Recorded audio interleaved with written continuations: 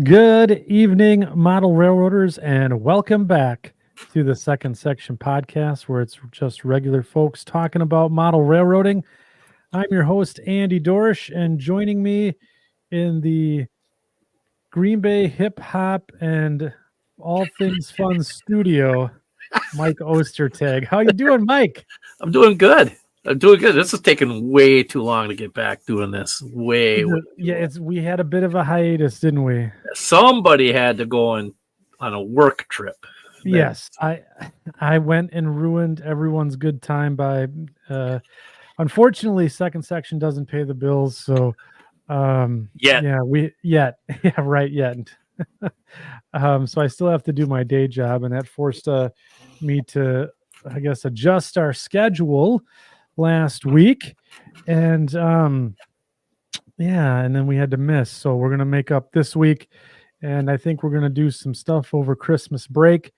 Maybe do a brew with the crew here, and then Those are always fun. Yeah, we'll have a brew with the crew, and probably not the week between Christmas and New Year's, and then we got a jam packed 2024 set up for you guys. So you'll have to make sure that you guys tune in and join the fun. But we don't want to let the cat out of the bag too much yet. But yeah, let's just put it this way. We ended up going and saying, how did that go, Andy? Hey, we have this guy. Hey, we have this guy. Hey, we have this guy. Yeah, hey, we have this guy. When do you want to have them on? When do you want to have them? And we're still working on one or two other ones. One's kind of a big name in the hobby. At one point, if we can get things coordinated, but it's going to be kind of tough. But it'll be. I tell you what, 2024 is shaping up to be. It's going to be one heck of a year. Yeah, that's for sure. That's a great. I like. And a lot of people are really commenting on your shirt, Mike. Are they? Yes. Are they serious?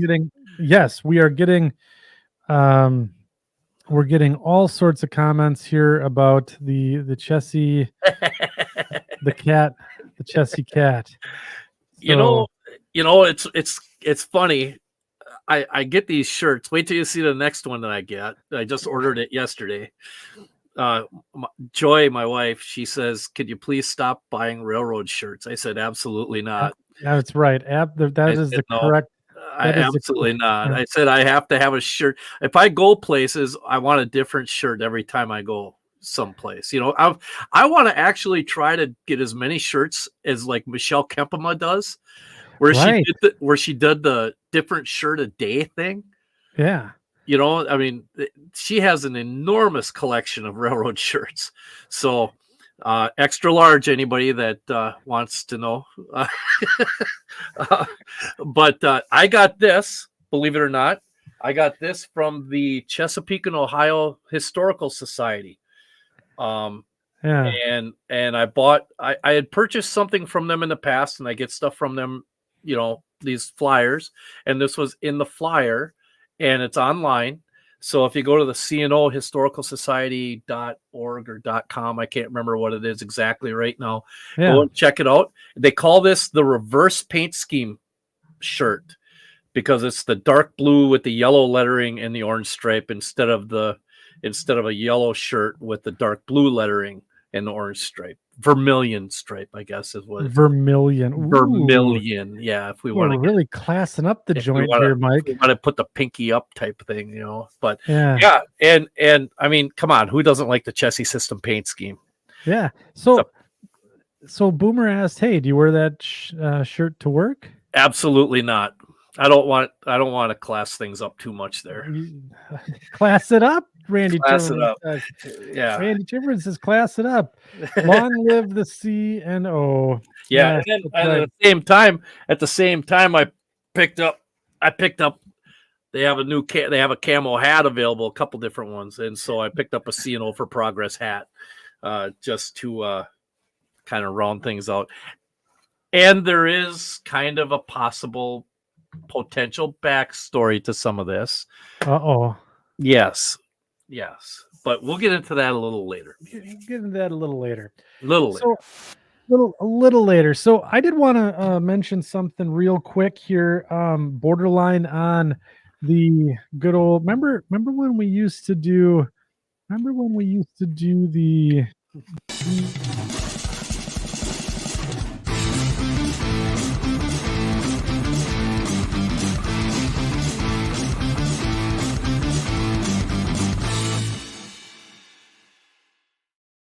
So Vaguely, right? It's hashtag not sponsored. And in the mail today from Mini Prince. oh, Yes. So we remember when we had the shit show? yeah, Remember the shit show? yeah. It came today. So Did it? the package showed up.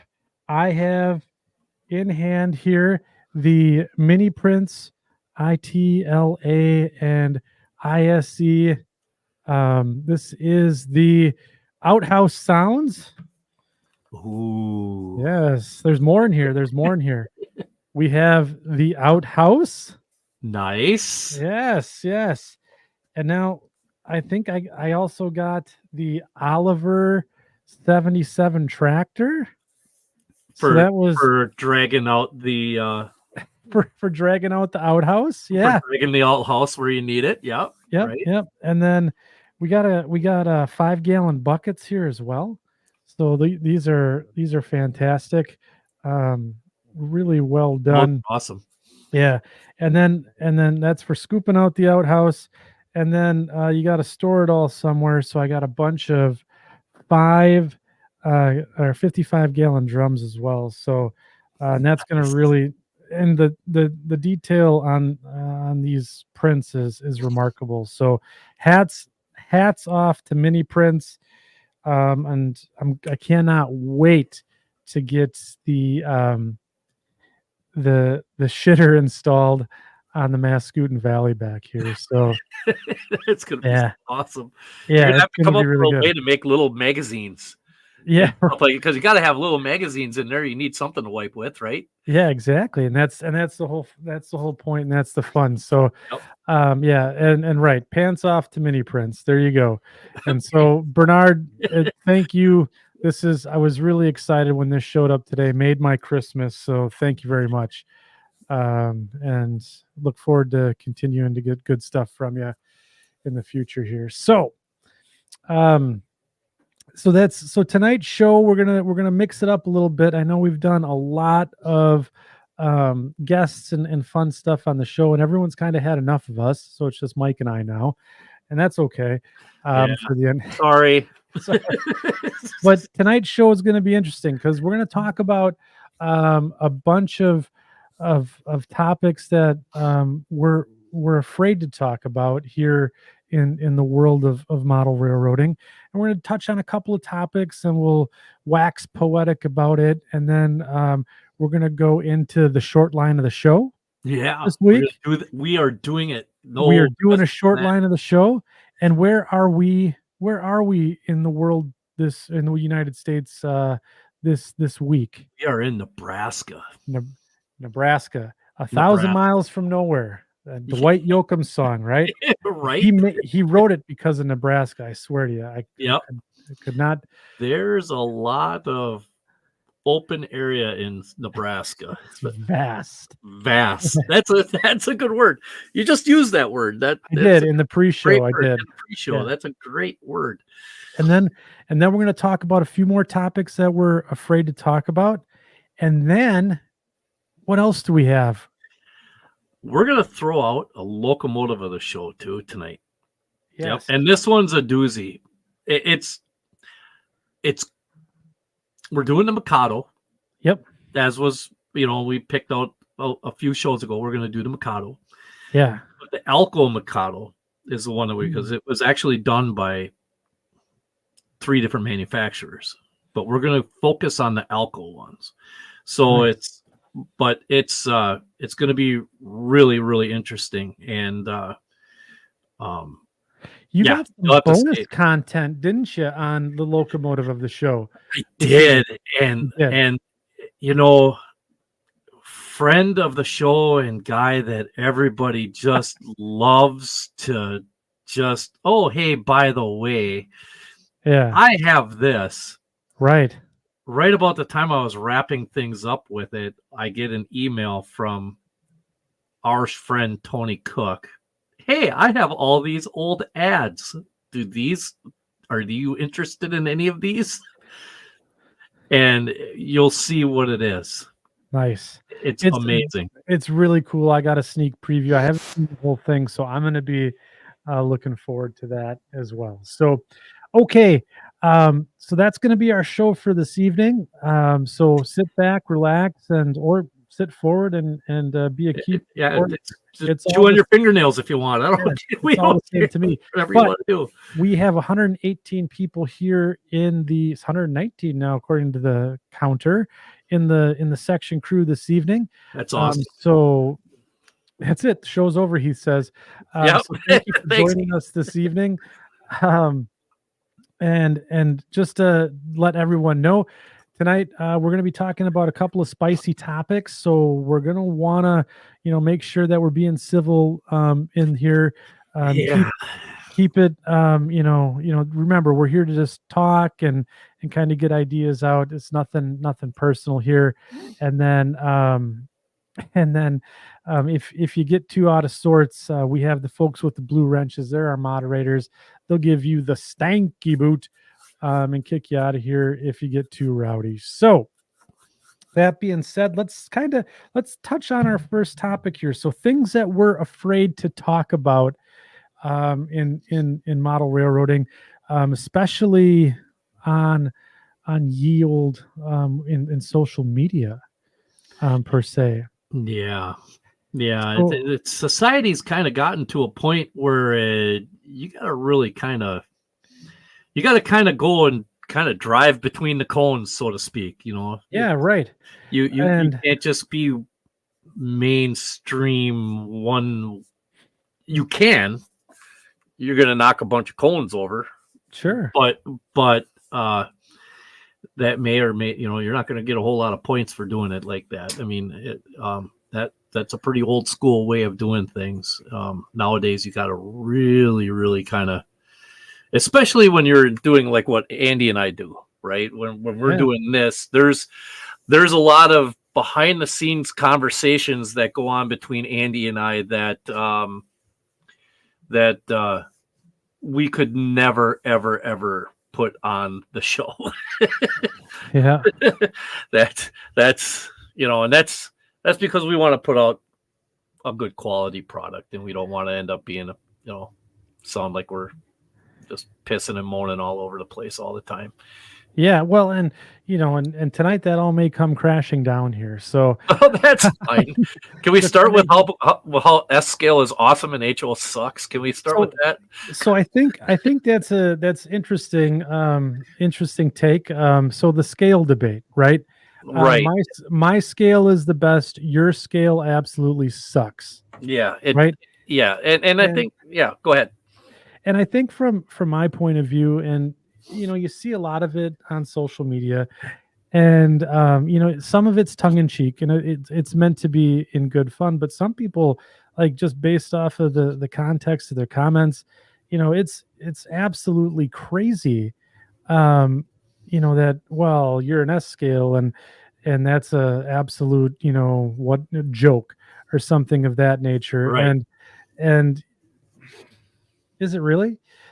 Because you look at military modelers, they model in all sorts of scales, 1/16th, 1/35th, 1/48th, 1/72nd, but no one bats an eye in the armor or in the vehicle world. But there, for some odd reason, it's like Ford versus Chevy. There's this I don't even know. I can't even explain it, but it's crazy to me how, scale gets everyone riled up. To me, I think it's a lot of it has to do with, here comes my first. We should have put a counter up here. Mike's controversial comments. Yeah. Should have put a counter up there. Yes, let's do it. Here's my first controversial comment. Number one. Number one, model railroading is filled with high school mentalities. Really? Yes, absolutely. I agree with that. I agree 100%. I Your feel own, that you agree with your own comment there. I do, but thank God. But no, I really feel like that, because if you stop and think about it, the hobby is very cliquey. And that's kind of where, and that's where you start to develop your cliques, is in, middle school and high school, and you start getting you start getting your little social groups, right? And that's kind of what you end up being associated with, right? Yeah. So if you're modeling an HO, you're part of that group. But then, are you part of the HON3? Are you a narrow gauge HO guy? Are you a steam era guy? Are you, there's subgroups within that group. Sure. Same with S scale. Are you a SN3? Are you S scale? Are you American Flyer? What are you? Are you high rail? Can you not make up your mind? And are you high rail? Are you, you're going to have scale stuff, but the American Flyer couplers and wheels, are which Hulk hands. Oh yeah, Hulk can, the old Hulk hands, yeah. Yeah. So and I really feel as if that where that comes into play is if you take and think about high school football, if you take Ripon High School and put them up against Oshkosh, it they're going to do this, right? Everybody's going to be button heads, or everybody is going against each other, and they're trying to figure out who's best and who's, whatever. But when in reality, it's actually all the same. It doesn't matter if you're an N scale. It doesn't matter if you're an HO. It doesn't matter if you're an S, if you're an O, if you're in G, you're model railroading. Period. Yeah. Blank. You're a model railroader. So, it doesn't matter what you're doing, as long as you're doing something. And so, and now I know there's some guys crossing over. Hell, I've bought some HO stuff here, because how can I not? I mean, it's stuff that I wanted. I wish I would have had it when I was in HO. I'd bought $50,000 more probably worth of it. But I know people who are crossing over into, that are HO modelers that are starting to get into O scale. They're just, because they're branching themselves out. There's nothing wrong with being in one scale, but there's also nothing wrong with modeling and dipping your toe into other scales to see because as we age, HO, that's part of the reason why I went into S, is because I started having sore hands all the time.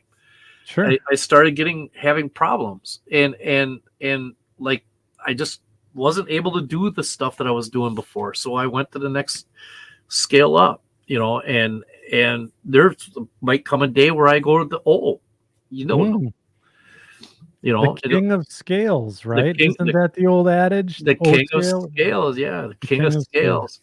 Yeah, but so, I mean, my opinion is that, right, wrong, or indifferent, it's I think the hobby is very cliquey, and especially when you start getting into steam versus diesel. I saw somebody put that in before. Transition era. Are you going to model in 60s, 70s, 80s, contemporary? And this debate could go on for days. Yeah, and that's that's kind of why we're here, right? And I think the other thing I wanted to do tonight was give the section crew a bit of a voice as well, because we've got some good comments coming in, constructive comments, like Dave Winter, and I popped that one up earlier. Said, well, sometimes there are reasons, right? For scale, because of the limitations, with the ability to manipulate things, like you had said, or size of the room, or the space, or other things. So, I mean, yes, there is a some limiting factors, but I think there was, a couple other notes here, like Otter Creek and Rio Grande. As long as you are enjoying the hobby, my only rule should be our That should be the only rule. mantra of the entire Yeah, hobby. it should be the mantra of the hobby, right? Yep. I remember there was an old model railroader book, and I think it had, maybe it was Lynn Westcott. There was a guy smoking a pipe on it, and and he had he was, Oh, the one with was, the little throttle or whatever it yeah, was the little right throttle, there. and he had on a hat that said "Model Railroading is fun." And I think I think more people need to read that book, because at the end of the day, it's this, it's a great hobby. It's fun. Doesn't matter what scale you're in, right?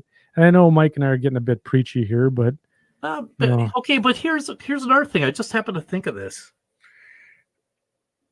When did it stop becoming so fun and become so controversial this way? Did that happen when manufacturers started coming out with more and more higher quality product, and their availability of product was more available? When before, back in the day, quote unquote, you literally had to do everything for yourself. You might have gotten like a core locomotive, but you had to come up with the details for it yourself to get it to look a certain way. You had to learn casting. You had to learn all these things. And now you spend money and it's all done for you. Mhm. So there's that side of the whole debate too, right? I mean, So let's put a pin in that one, because I do wanna talk about the manufacturers and how they've kind of pushed the hobby potentially in a certain direction. absolutely. Can we put a pin in that? Because I really want to touch on what Chris Conaway says here, and he says, I think that people are afraid to share their work for fear of being judged. And I agree. so this right here was one of the things that was the top thing I wanted to talk about before Mike jumped in, was sharing your work and fear of being judged. I know that I make sure that when I take a picture and post it online, of anything that I do, everything is perfect. And I am one of those people who are afraid of being judged for my work or for my mistakes. It's also one of the reasons why I never put any of my models in a contest, because I was afraid of the feedback that I was going to get based on watching some other folks give some less than constructive feedback on some items. So I myself am, what you see here, this is all staged, it's cleaned up, that type of stuff. You don't see what's behind, the camera, because I don't dare show that because I'm afraid to, and I Yeah. think Chris has a fantastic comment here. Here, you know what? Let me show you something. Let's see. I'm gonna Okay. zoom. There. That's what my workbench looks like right now. Yeah. And that is not even maybe a fifth of what is actually on here. It's just becoming a storage facility. I've been, I've got project. I have a U18B project here, a brass U18B project that I received from Robert Frischella. I've got a scale trains 55-ton whale belly hopper here that I just finished doing a review for Model Railroad News and Tony Cook for. I've got that sitting there. I've got other things going on, and it's just, this doesn't include. I mean, I got 3D printed things sitting here. I've got, this stuff is stuff that I 3D printed. Yeah. It's all stuff that I have that's, that typically you won't see. You typically won't see those things because, like you said, you're going to stage your photos. Now, I don't have awesome scenery like you do. mine's still plywood specific yet, but I mean, I'm working on backdrops and things like that now. So, and that's another thing. Like you said, I have my own style of doing my backdrop mounting that I kind of Yeah. came up with. And I'm a little bit on the hesitant side to actually pull the trigger on showing people how I did it. Yeah. Because it's not traditional. It's not the way your dad did it. Yeah. You know, it's very much, but it's functional and it works. So, And I apologize to the section crew because I am missing a ton of comments here because there's so much good. it's coming like wildfire here. Yeah, it's coming, and it's really, there are a lot of good comments. So please be patient with me. I this one kind of jumped off at the page with Heath from Humanity Junction. Certain people will think model railroading is a competition, and if one person is succeeding, then another must fail. But this is not an either or. We can build everyone up without lowering ourselves. That flat out is amazing. That's a fantastic statement. Yeah, that is a fantastic statement. Thank you, Heath, for being smart. and articulate. Yes. But I think it's a fantastic comment because you know, I think there's an element, and some of the folks here in the comments are touching on it, but it's I think there's a real point when we, I guess, two things. One, unsolicited advice, criticism, critique, whatever, maybe the person really isn't looking for, judgments on this or what have you. And I think the second is, I think someone had mentioned, it's how the criticism is delivered.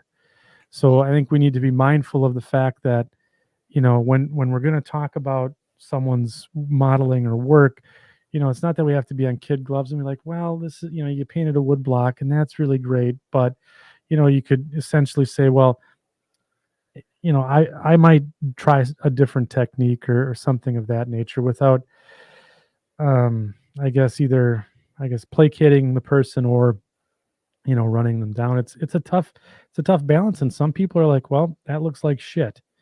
And, and that's an unfortunate part of sharing things with people. But, and again, I'm kind of talking out of both sides of my mouth, but, so I think there is some, I guess, area for model railroaders to grow in the way of criticism. But I think it's just, yeah.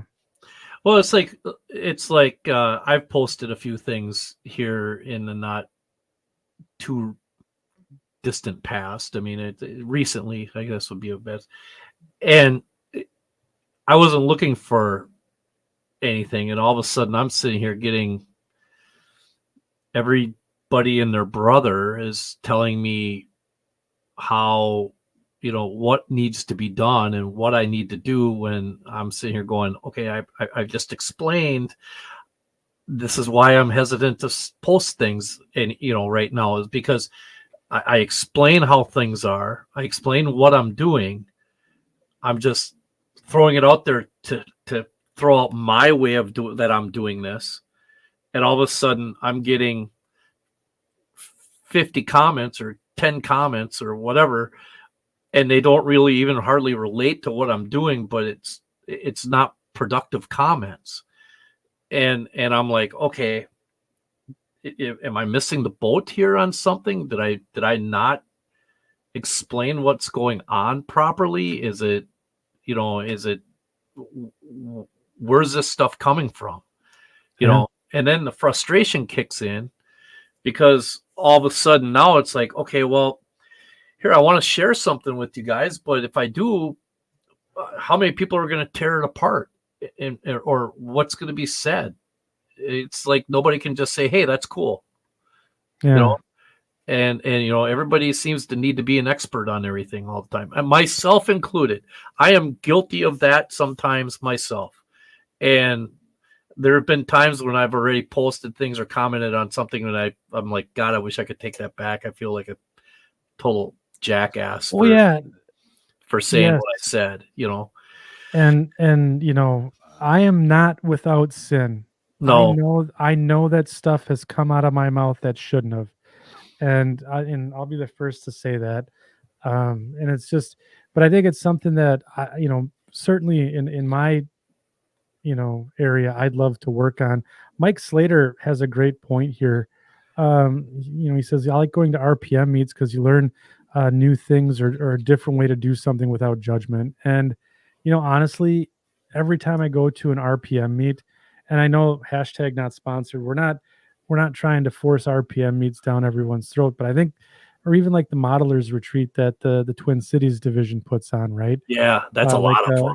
Yeah, exactly. I think those types of atmospheres where they celebrate the sharing of work or the incremental work, so you don't have to have a full thing completed to share. I think that's a really good I guess mechanism for us to get involved with each other's work and help out, because you develop the relationships with the people first, and then you say, okay, I trust you a little bit here. What do you really think of this GP7? What could I have done to make it look a little better? And then they're going to try and help you the best that they can. So yeah, like when we went to this last one, like when I first went to several years ago, when I went to the first one of those modelers retreat, I might have been the only S scale guy. Myself and Ken Ziska might have been the only two guys that had S scale stuff there. This last one last year, the scale took up an entire wall. yeah. I mean, there were like 7 people, and everybody had something different, and everything was done so well. And then you turned right around, and there's been a gentleman that's been showing up there, and this goes back to what my first comment was about the differentiations between the scales. There's a guy that's making this fictional a passenger depot, and it's really kind of based off of his experiences that he's over his life of all these depots that he's been to, and it is absolutely stunning, and it's an N scale. Yeah. And it is gorgeous. Mm-hmm. And I mean, I'm sitting here going, man, the intricate work that he's been doing to it. I can't actually see, I can't wait to get there this next year coming up and see how his progress is. Hopefully he's there, because I tell you what, that's one of my favorite things to go and look at that thing is that N scale depot. And it's just, and the clinicians that they have at that thing are, there's nothing that is specifically geared towards one scale or another. Everything is unilaterally encompassing. Ooh, that's a lot of big words right in the Yeah, there's a lot of it's. Did I use those right? Did I use it right? I'm not sure. Heath, did I use those right? Yeah, You're our scholar. So word of the day calendar is really paying off for you, Mike. Yeah, I know. Right? It's these last 2 weeks really got you going in the right direction. So no, and I I don't want to beat the dead horse here, because I think we've talked ourselves roundy on this one too, and I think I think what we'll do is we'll keep. I guess maybe. Sorry, Mike. Yeah, I don't even know what to say. I'm derailed here completely. So let's get back on track. So we're talking about the things that essentially that we're a little afraid to talk about here, and we've talked about a couple of big things like sharing of our work and our exploits. We've talked about scale, and what I want to do is take one more, I guess, topic from the section crew here, and let's talk about that, about what are you guys afraid to talk about? And we'll just we'll throw it up there and see what happens. And then we'll do 3 comments, and then we'll go into a short line of the show. We'll do 3 comments, and then we'll go into the locomotive of the show. So see what we could get back here. I see an operations one. Operations, DC versus DCC. Ooh, I don't know. Ops. You can't vote twice. Can't vote twice. Oh, let's see. Ooh, weathering. Weathering's another one. That's kind of right up there with judging the work. Yep. How much money I spend, don't tell the wife. NMRA versus the world. Ooh, era. Let's see here. Ops, we got another one for ops. Okay. All right. You go ahead. Operations. Operations. So we don't talk about operations. And our operations groups, I think there was a thing in there that they were clicky. And our operations good enough? This is a tough one. Well, he's not on here, so I can talk. Who's that? Luke. Luke is on here. He said secret love for S-Scale. Yeah. Is Luke on here? Yeah, he's right there. Oh, there he is. Look at it. There he is. All right. Hey, wait a minute. Why aren't you working? Hey, okay, so when it comes to operations, there's a couple of avenues that I kind of feel I've done a lot of operating. Andy, you've done a lot of operating.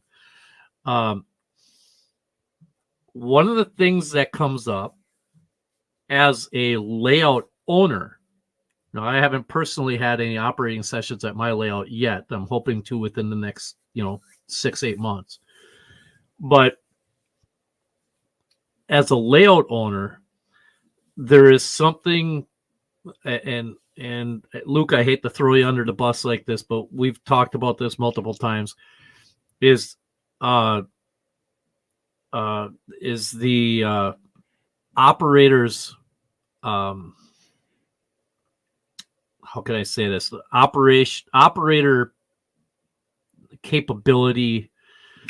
Operator competency. Competency. That's the word. Yes. Operator competency. We've talked about this before on other podcasts. Yeah. And that tends to gear, it kind of funnels things down, right? So if you have your list of 50 guys and you call 10 to come over and the session doesn't go very well, then you call a different 10 and the session is better, and the 10 next to a 10 is kind of in between. You start to kind of weed out those, well, you want their session to go well all the time and have fun, right? So you get to a point where you start to funnel certain people out of getting called all the time, or maybe not calling them as often, Yeah, because you just know they don't have the competency, so to speak, to be able to handle what needs to be done. Now, the flip side of that is there's no other way to learn other than to do it. Right. And as a layout owner, we need to be cognizant of that. Word of the day, word again. And yeah, word of the day calendar. Yeah. Again. Yeah. Yeah. And we need to be very aware of that, so that way we're not blatantly discouraging people from actually getting into operations and trying to do those kind of things. You know what I'm saying? So, yeah. I mean, if a guy comes over and he's messing up all over the place and things end up being broke, okay. Thanks, but no thanks. But, and I think that might be where the clickiness comes in to a certain degree. I think you're onto something here. And we're flashing up a lot of Heath's comments tonight from Humanity Junction, but he seems to be in tune with the great model railroad philosophers in this show. He says there needs to be a balance between good operators and good people. I would rather have good people that are so operators than good operators that are absolute jackasses. I agree with you. Yeah, and that's probably why I don't get invited a lot. That's probably why I don't get invited either, because Yeah. I just want to go and have fun and run trains. And I think that there's a something to be said about that, and there's the other side of the coin though too, right? So some people can be very put off by operations. For example, like let's say someone has a Chicago Northwestern layout and they're doing the Adams line or something like that, and that's what they want to model, right? So between here and X and Y, and then you have some people that know everything there is to know about the railroad come over and say that's not how it was operated, and Yep. it goes to LVRR guy, right? Rule number they violate rule number one. They violate rule number one, and you have them come over, and they tear your layout apart, and it can be very discouraging. If you don't, I guess appease the operations gods, right? If you don't have everything, specific to good operations as opposed to trying to learn. So that's that's the other side of the coin. So that's why there's a lot of lone wolves out there, right? Because I'm not really keen on bringing someone into my layout if they're just going to tear it apart, because my mental model of operations isn't the same as yours.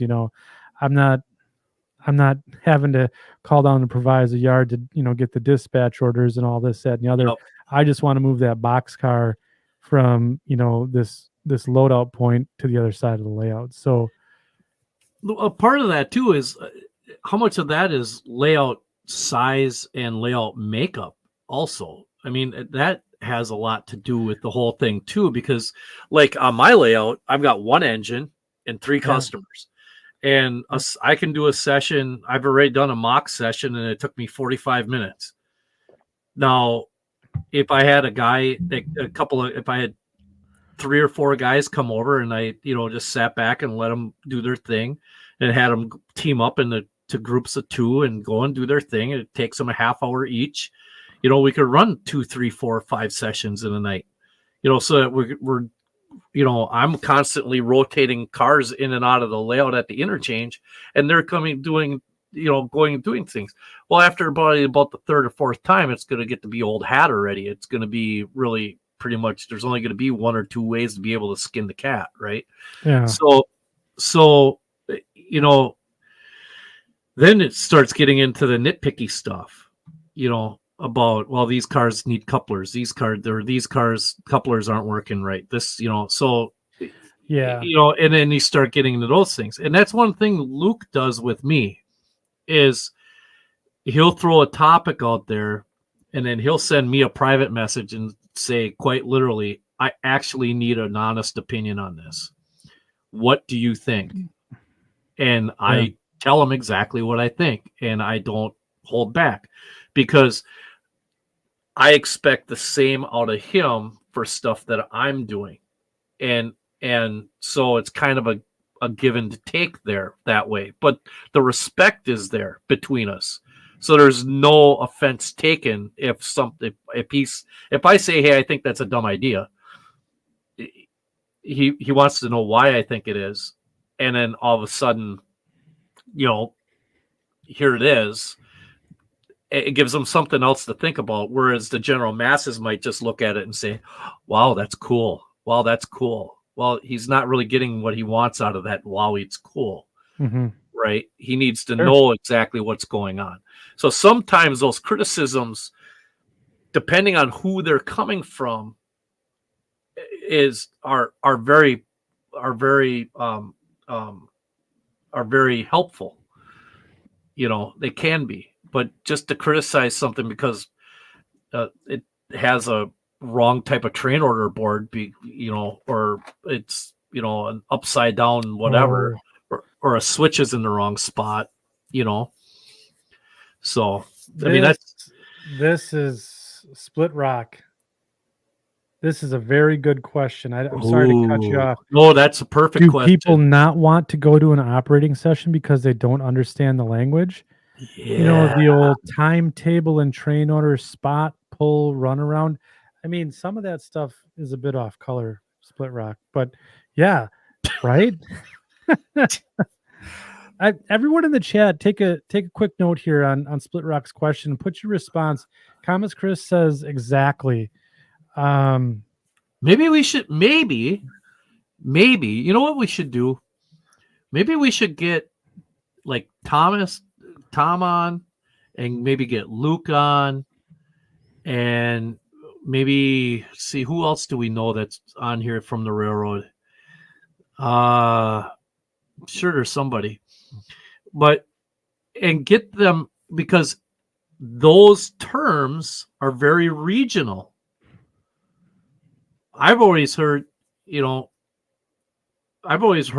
guys from other parts of the country call it a hook. When you're coupling on the cars. Well, we say tie on.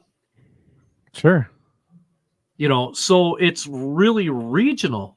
And so does that change also in model railroading? Whereas are those terms that are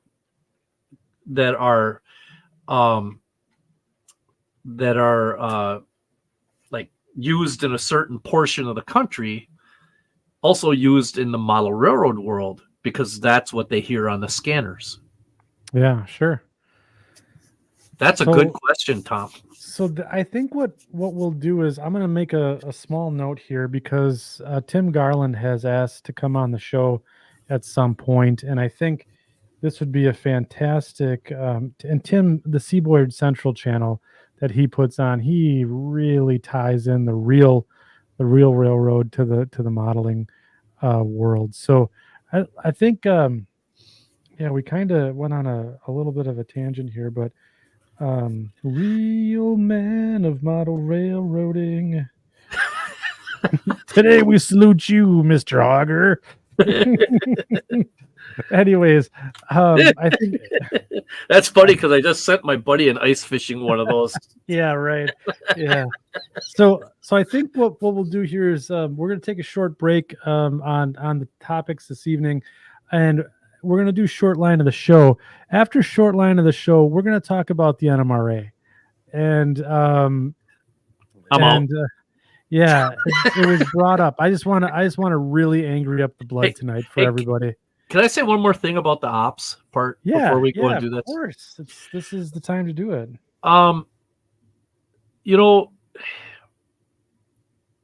If you're hesitant about going to an operating session because you haven't been, or you don't know what to expect, if there's a club near you that like a model railroad club, that might be a good way to dip your toe into the water, and make some connections and contacts. I mean, everything seems to be geared towards operations for the most part in the hobby nowadays. I mean, it's just the way it is. It's kind of like the hot button topic every time you turn around. But yet, it can be very intimidating to walk into a layout. I remember when I went over to Alan Schrader's for the first time, and I've operated on a bunch of different railroads. I was so intimidated because that group was so tightly knit, and it was just, I was definitely out of my element because I didn't want to come off as, this new guy that, just kind of being an ass about everything or whatever. I wanted to just kind of go with whatever the flow was at the time. And so I asked a lot of questions, and I think that's one thing that if you're new to operations, ask questions. A layout owner that's not willing to take the time to answer your questions and explain how things are supposed to be done. Really, this is going to get somebody's stuff up. They should really rethink about whether or not they need to have 20 people over at the house. Mhm.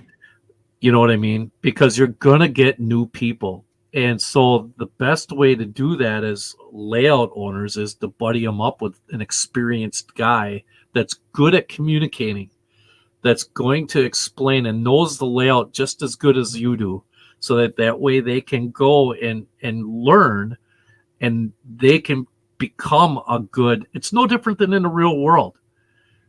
You know, they make these guys, these new conductors and new engineers, they make them go out with everybody. And it's, you know, you new guys, don't be afraid to ask questions, but get your, you know, dive in, you know, pair up and help them learn. Absolutely. That's exactly it. An Why not have operations an training night. training? That's a fantastic idea. Well, we could do that live. here Oh, on the hell show. yeah. Oh, Calling heck yeah. dibs on that. We should do an operations training live. From here on Luke Levin, Sue Second Sub. Real men of model railroading. Here's to you, Stu Line second sub owner. That should be orange and black. It's going to Stevens Point. All right. Anyway, sorry, Luke. Don't touch that F unit. All right, we're getting a little sideways here. So That's okay. good discussion so far, and I want to thank the section crew for joining in and being, you know, really good tonight. I'm sure it'll go sideways in a little bit, but we are going to take a commercial break. We'll kick it over to the Greasy Meat Hands band, and they're going to introduce our next segment. So sit tight.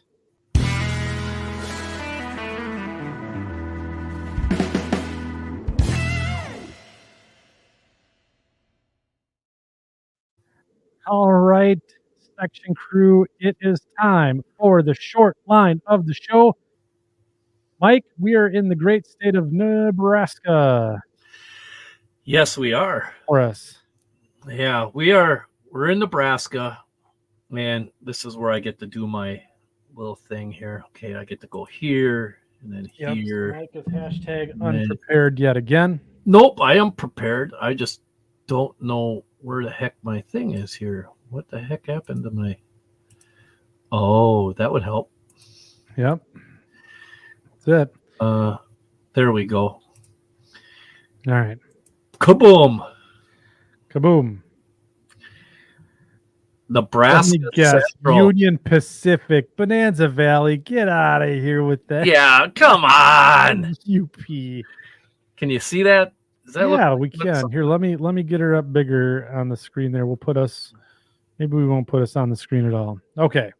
All right. So I've got this in full screen mode here right now. Yeah, and I got us on the big screen. So if you see something, I can't see comments, I can't see anything. So you can't see anything. How about this comment? Oh, I've got it in full screen on mine. Okay, I'll bring them up. Let's bring up the comments. I'll bring up Nebraska comments. Central. Nebraska Central. Woo. Okay. Started in 1993 after taking over 340 miles of the former Union Pacific and the BNSF trackage. Line operates on 6 separate subdivisions, all in central Nebraska. Only one of those is a BNSF line. The rest are all UP lines. So, how cool is that paint scheme? That is really sharp. But I will say this much: that seems like a lot of power for what is that? The 12-car train. But I'm just saying, it's a couple SD40-2s. That's, you can't get much more prototypical than that. So if you got 2 SD40-2s hauling 4 cars around on your layout, there's a picture that supports it right there. And don't let anyone tell you different. Yeah, absolutely. They're headquartered in Norfolk, Nebraska. Engine House is actually in Grand Island, Nebraska. I've been there. Have you really? Yes, I have. Have you been to the Engine House? No, I have not. Oh, see, wasted. I was 11 years old, family trip out west. Oh Wasted. man. Yep. So and a lot of the train crews, they operate out of Columbus, Nebraska. Okay. Again, this is, it's a short line, right? Mm-hmm. So here's a map that shows basically everything we just talked about right now. So this is the Union Pacific, and they actually have trackage rights between Columbus and Grand Island.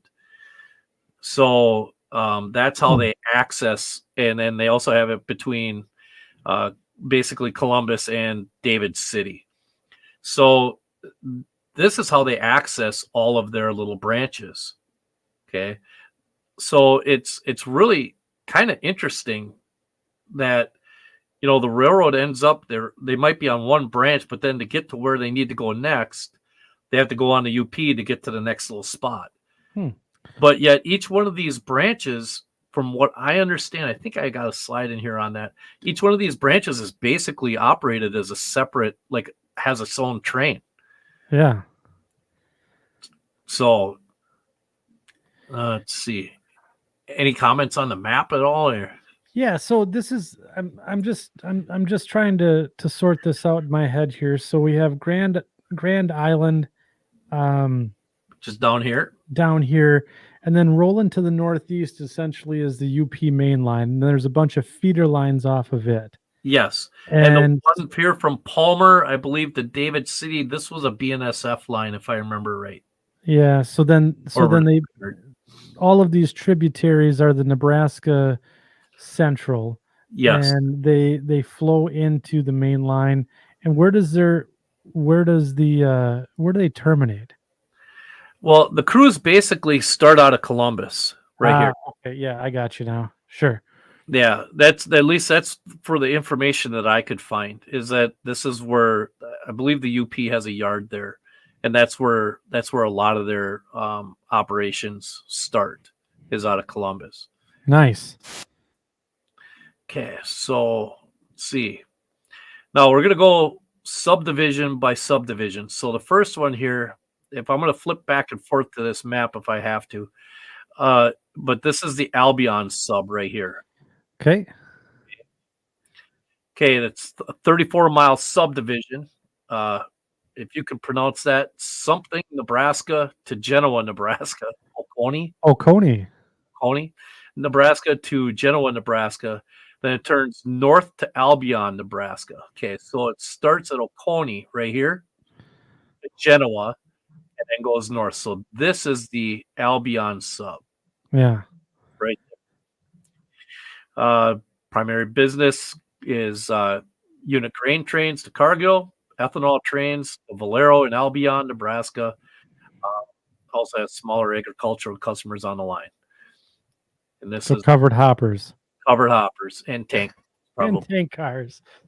Yep. All right. Cedar Rapids sub. Okay, we're going. Yep. Genoa, Nebraska, west to Spalding, Nebraska, about 22 miles. Subdivision basically ends at Belgrade, Nebraska. The remaining 23 miles is out of service due to lack of traffic. Well, let's take a look at that. That would be right here. So it goes around the corner and just stops. Goes around the corner and parallels the Albion sub, and then stops. But it stops at, where do we say it? Up to Spalding, west of Spalding. So there's, I'm not sure what's past this. Nothing, apparently. Apparently nothing, because it's like no business. But sand out of Genoa is a major customer on the line. So I see trees here in the picture. Yeah, who'd have thought? So there's at least maybe 12 trees in Nebraska, 12. All located on the Cedar Rapids sub here. Yep. And then it's more covered hoppers, shorty sand cars, right? Shorty sand cars. So a different type of covered hopper. Yeah. Then you got the Norfolk sub, which this one here, it starts at the Union Pacific's yard. Isn't that an awesome bridge? I think is that the same bridge as this one? I would bet you a nickel it's pretty close. Yeah. I would have Yeah. to say, yeah, it is. But it starts at the Union Pacific's yard in Columbus, Nebraska, and runs west to north to west to the north to Norfolk. Hmm. Okay, we'll go back up to the map. So you start here at Columbus, and now it's going to go here and run to the west to Oconee, and then go north to Norfolk right here. Okay. Okay. Now we're getting news here on the desk that Norfolk, Nebraska is Johnny Carson's hometown. It is. That is actually Johnny Carson's hometown. So another fun fact about the Nebraska Central. Yep. Hey, Who'd have thunk? yeah. The small yard in Norfolk, and that was at one part of the Chicago Northwestern's cowboy line. Yes. At one point, it was part of the cowboy line for you C&W lovers And normal people. and normal people. We'll do model railroading and railroading. Several notable customers on this line include Nucor Corp in Norfolk. They get scrap. Louis Dreyfus, they're an ethanol place. Agrex, Unit Trains, Grain Trains, and Tyson Foods. Plus, there's several other smaller customers on the line. Huh. Yeah. The Ord sub starts at Grand Island on the UP in Grand Island and runs north to Ord, Nebraska. And Green Plains Renewable and Cargill are the largest customers on the line. Oh, we'll go back up here. I should have done this a little better, but this line right here. Oh my gosh, that's quite a ways. Yeah, that's a big one. That's a long one. That one and the Norfolk, I believe, are the two longer ones. So far. Let's see here. Now the Palmer sub. These things are awesome engines. I love those 4600s. They're so fun to work with. Anyway, starts at Central City, Nebraska, and runs west to Palmer, Nebraska. This is a former BNSF branch, and service on the line has been discontinued as of 2012. Oh. Yeah, but doesn't mean you can't, it goes from here to here. Right there, that's it. There's not much going on there. No, that's all there is to it. Stromsburg sub starts in Central City. Now we're going to be going east and goes to Brainerd, and it's known as the Union Pacific's High Line. Grain trains are the primary commodity on the line, and BNSF interchanges with the Nebraska Central at David City, Nebraska. All right. So we'll go flip back up here. So right here, the BNSF, that's where they interchange. And yep, and this is the UP High Line. So this is the subdivision that is. Now it's time for the motive power. Yeah, what everybody, the sexy part of model railroading, right? All the engines, right? I mean, come on, seriously. I mean, I don't really know how many people go and get all excited over boxcars and stuff like that unless there's something out of the ordinary about it. If you see one brown boxcar, you've seen them all. But here is wow, that turned out a lot better than I had expected it to on the bigger computer. I'll get my magnifying glass out here. Can you see? Is that really small? It is a bit small. On my computer, it is absolutely huge. Huh. Wow. Okay, well, a bunch of GP38-2s. There you go. Some GP38-3s, GP40s, SD40-2s, and GP9Rs. Yeah, varying heritages. Wow. Grand Trunk Western. Yeah, Wheeling and Lake Erie, Southern. CSX, Clinchfield, a B&O, a C&O. You start getting back an L&N units in here, Seaboard Coastline unit, a Penn Central unit. Believe it or not. Conrail and then. Yep. Oh gosh. And then, Yeah, it's quite on the surface. It all looks like they're pretty red engines, and they all look the same. But in reality, they all have very, very different histories. Yeah, looks like it. So here's some, Oh, a little high hood action, right? yeah. Yeah, who doesn't like a good high hood from time to time? These, I believe, are the former Wheeling and Lake Erie units. Yep. And there's a pair of them here. Wow. Yeah, Those are cool. that's pretty sharp looking. Here's their standard paint scheme, a solid red with the white dashed silk stripe, white chevrons on the nose, Oh, the yeah. the NC logo and number on the cab, and then this. Now, I'm going to assume that this is to depict a sunrise. That's what I'm saying. Like that, like the two single lines are a horizon of some sort, and this is the sun coming up over the horizon. Just saying, that's kind of what it looks like to me.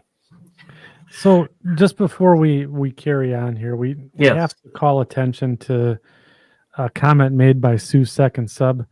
Says, Yes. Gotta love the red and white. Whatever. Yeah, but that's gray. Yeah, but Luke, Sue line is gray. Oh, well, not the candy apple scheme, though, right? That is correct. Yes, the candy apple scheme is red and white. Okay, I got your back. All right, I'll give you that. Yeah, take that.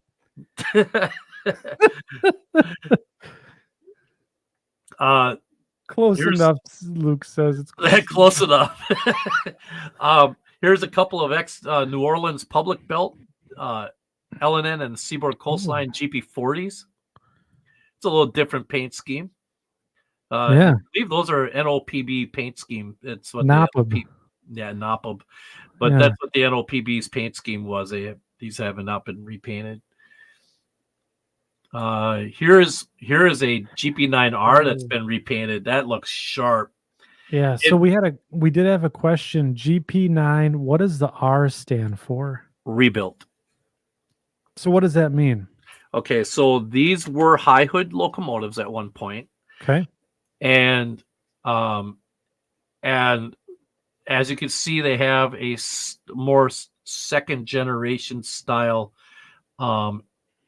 fans on the top, more squared off instead of having the round cap type fans. Right. This one is a phase 3 GP9, or it could have been a phase 3, but during rebuild it got two single fans put on.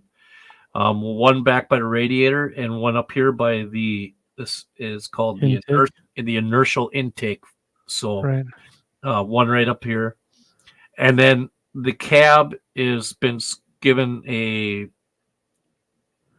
Spartan cab treatment. It's a squared off cab, similar to what the Santa Fe did with with their GP7Us, where they made the cab look more like a second generation EMD cab. And then the nose has been chopped. Yeah. What Sparky 107 says, what rebuild was mostly electronics. Is that? Yes and no. It's still, I just had one of these not too long ago. They are still straight DC, but a lot of the rebuild had to do with, I believe they went through, and I want to say these are 1,800 horsepower. Oh, yeah, they're not 1,750 like a GP9 would be. I believe they're 1,800. Yeah. So there are internal things with the motor and the fuel rack settings and things like that they've done to make them a better performing and to give them more longevity. And let me tell you, these are zippy little engines. They pull like a mother. And for an old GP9 that was built in the 50s, you give me one of these any day and 40 loaded covered hoppers, it'll pull it all day. It will pull it all day long. Split Rock says, "Boy, that would look good on the Farland terminal." Just saying. Well, maybe one day. Maybe one day. So Fox River Rail fan asked, did these get the 645 power assemblies, or are they still the 567s? They're still the 567s, but they've been, I want to say they were possibly bored out. I don't know exactly what they did to the prime mover, but I do know the next time I get one, I'll have to take a look at the blue card on it to see exactly what the horsepower and everything is on it. I swear to God, it says it's 18 or 1900 horsepower, and it's an odd number, and but they are definitely still the 567 prime mover because they still sound like a 567. Yeah, good engines, good engines. Love them things. Let's see here. Everybody's favorite, the SD40-2. Is it though? Is it everybody's favorite? Sounds like the GP9R is your favorite.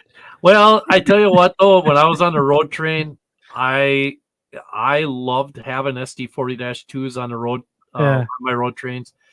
I cut my teeth on those SD45s, and you give me three of those. Oh yeah, you give me three of those bad boys any day over anything we're running today. And you'll be able to do almost anything you want. Today's stuff has got a lot of really, really awesome stuff to it. I mean, there's stuff we just couldn't do with power like this. Yeah. It's just, but it's there's no feel to them. These, you could feel everything you're doing with the train right in your seat of your pants. And I mean everything. Well, that's how you ran the train. A lot of times you knew exactly where stuff was. So just because of the way the engines were performing, and you don't get that with today's power. But the 40, I mean, how cool this paint seems to just fit every single type of engines they throw in. I want to go back to this. Did you notice that they made their logo and everything smaller to fit between the louvers? Yes, I did notice that. That's smart. That's smart. Thank you, Nebraska Central, to every model railroader that is ever going to paint anything of yours, any GP9R. How much microsol would you have to put on those decals to get them to set into the louvers? If it would just be. Well, you know, maybe not as much as you think, but it might take a couple, 2-3 tries. That's for sure. Yeah. I don't think you're going to get it any, sit down right away, but they got a couple of old Mopac Cabooses, number 501, Caboose, if you will. I won't. Cabai? I will not. Cabai? No. Caboose? No. Cabai? We're going to start saying funny words and then get kicked off the air. Yep. These are the two Cabooses that they have, 501 and 502. A couple of nice platforms or transfer Cabooses there. Yeah, I always like these Cabooses. They're fun. Yeah. They did at one time have an FP10, which was a rebuilt Gulf Mobile and Ohio F3. And wow. Yeah. Yeah, is that not sharp, eh? Holy smokes, that is cool. I can't remember what or who rebuilt it. I want to say, I don't think it was Amtrak. It came from some, I want to say this came from Canada, but I might be wrong on that. Oh, if somebody Illinois Midland Railroad, Paducah rebuilt. It's a Paducah rebuild, Illinois Midland. Okay, nice. But where's the original? Where was, that's where it was rebuilt in Paducah? That's awesome. Mike Slater, girls, money, and overtime. Yep. GMO. So here, can confirm Tony Cook, Paducah rebuilt the MBTA. Yep, that's what I knew it had to be for somebody like that. Look at that. Joe Bohannon, he comes in there too. MBTA. I love our section crew. Isn't that just the best? The section crew just comes through the clutch instantly. Every time. Every time. Every time. Here's SD45. I believe I believe this had already been rebuilt to SD40-2 standards. But what I find funny is the fact that the nose, the Mars light on the nose, I can't see well enough to see if the bulbs are actually painted white and red, if they just painted over it and just didn't take it off, or how this, because this is a former Rio Grande unit. Yeah, that is really good. So for all the thank yous I gave you before on the GP9R, thanks for this too. Yeah, no kidding. Yeah.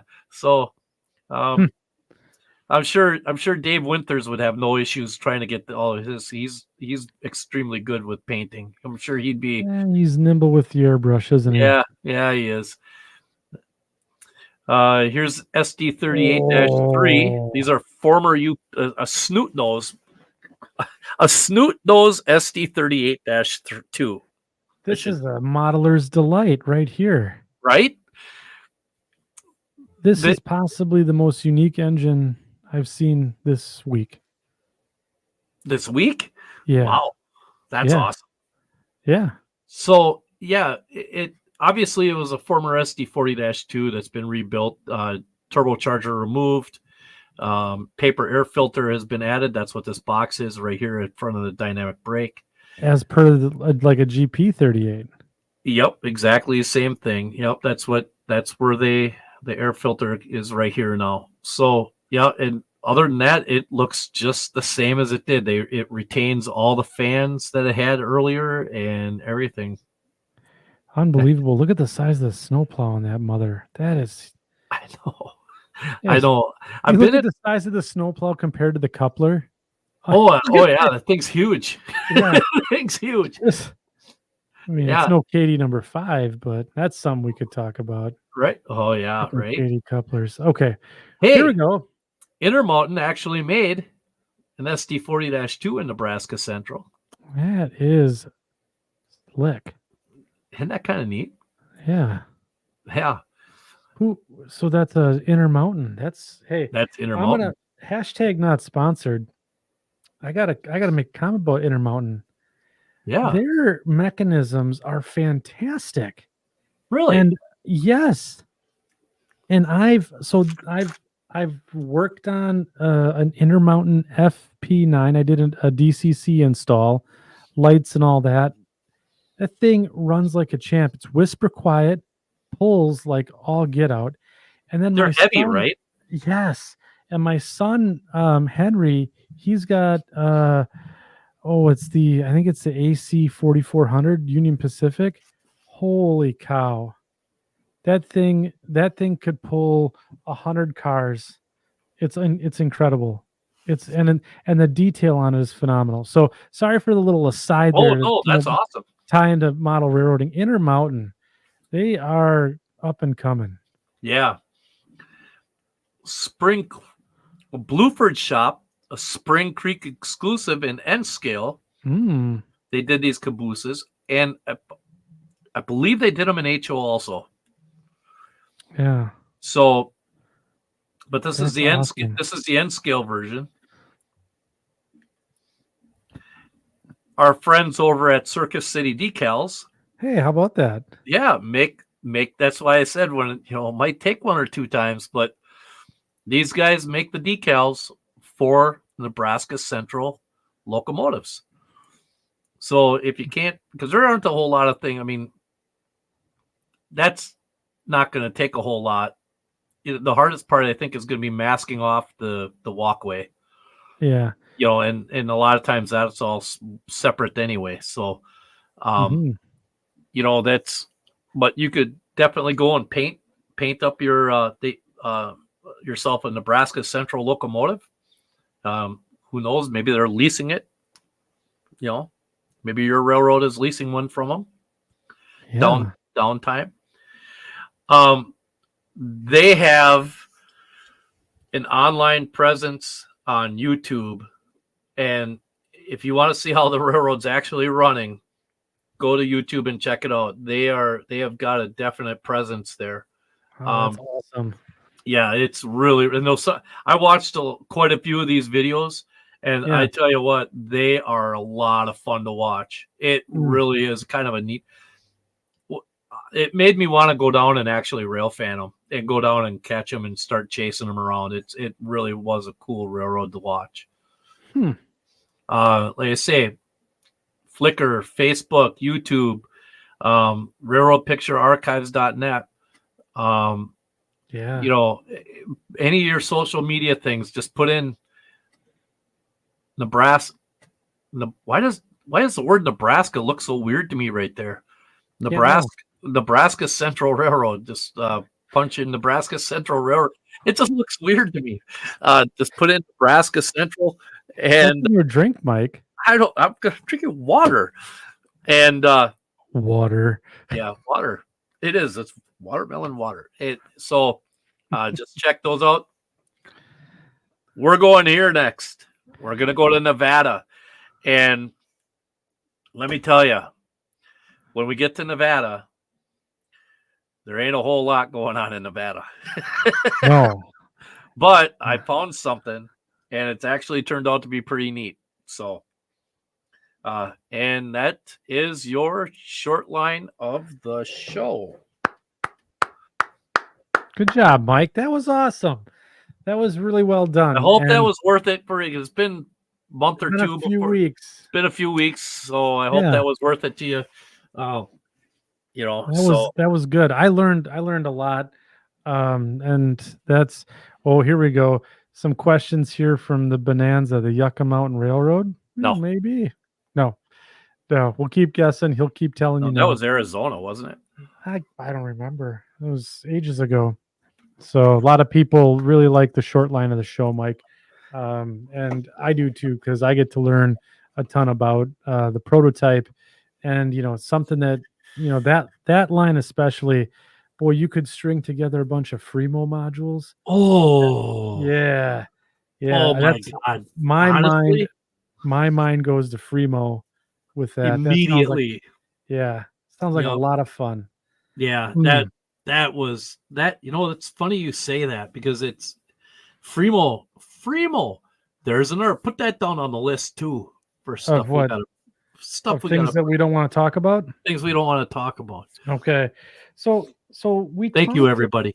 Yeah, this is fantastic. So we're gonna do a quick segment here. We'll get back to the main topic here. So things that we don't want to talk about. And we had talked. You had started to essentially skate into the manufacturer's lane. And I said, put a pin in that. And we got So I do want to talk about it, because I've been seeing a little more. I don't want to say this. There's been a lot more activity on social media as of late, talking about manufacturers in model railroading, and and various, I guess, facets of what they do. But you were starting to talk about a topic. Yeah, pre-order sucks. This is a man after my own heart right here, and I'll die on that hill. I am not a fan of the pre-order, but anyways, we'll carry on. So let me ask you this, Mike. Where were we going when we were talking about manufacturers and kind of pushing the hobby? Well, okay, so memory serves, because it was like an hour. Yeah, it was an hour ago. It was an hour ago, and I can't remember 5 minutes ago from what I said.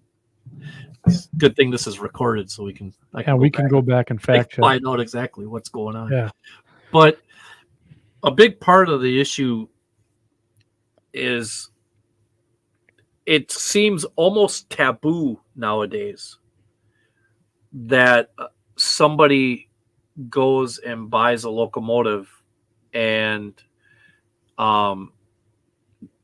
paints and decals and weathers it all on their own, and details it and does everything on their own, as compared to buying it and putting it on the layout. Yeah, because the manufacturers are doing all of that for you. And while I will not ever discount the quality of what is being put out there, because some of this stuff is absolutely, I mean, this car right here, it's out of my era. It is absolutely gorgeous. The way Scale Trains did this, there's no way I could have done this on my own. There's no way. Yeah. The level of detail that's on here is beyond amazing. It really honestly is. With that said, though, I didn't learn how to model this.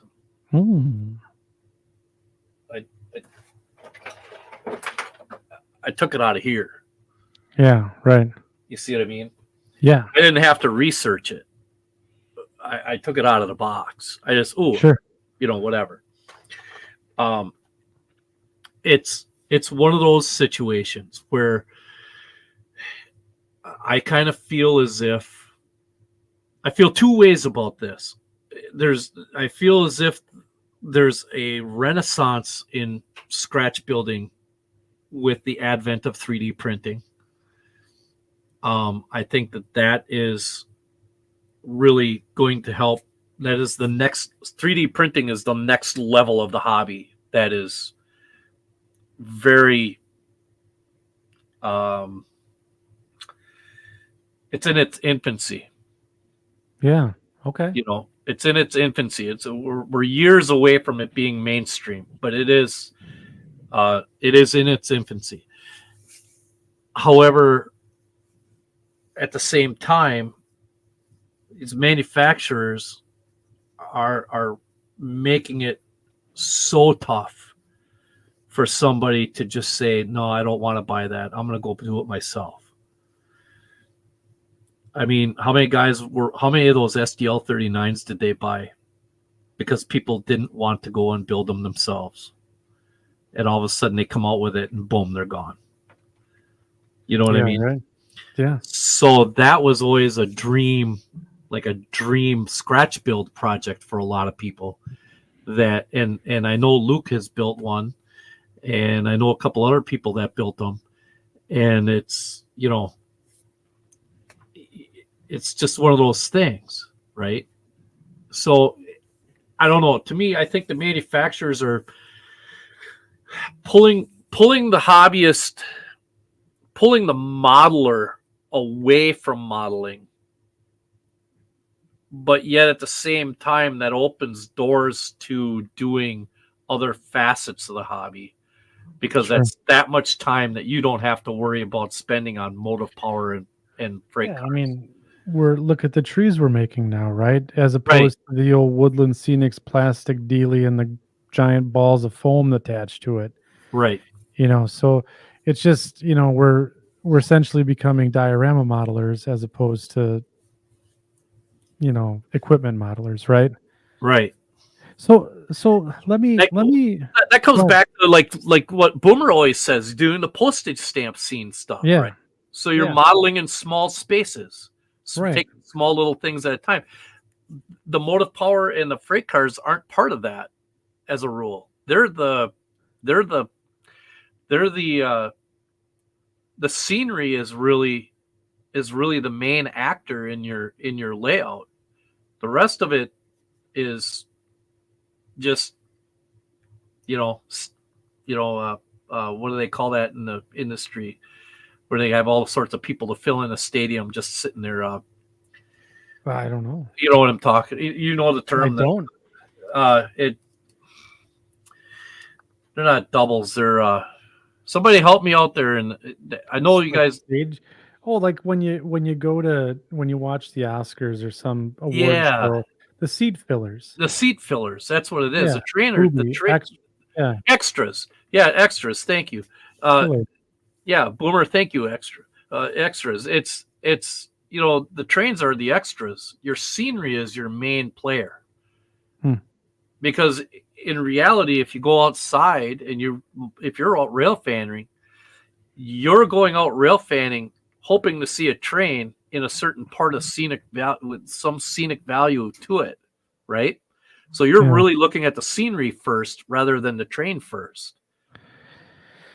So, I want to talk about something here that, and maybe you guys will all say, "Oh, Andy, you're full of BS." Go pound sand.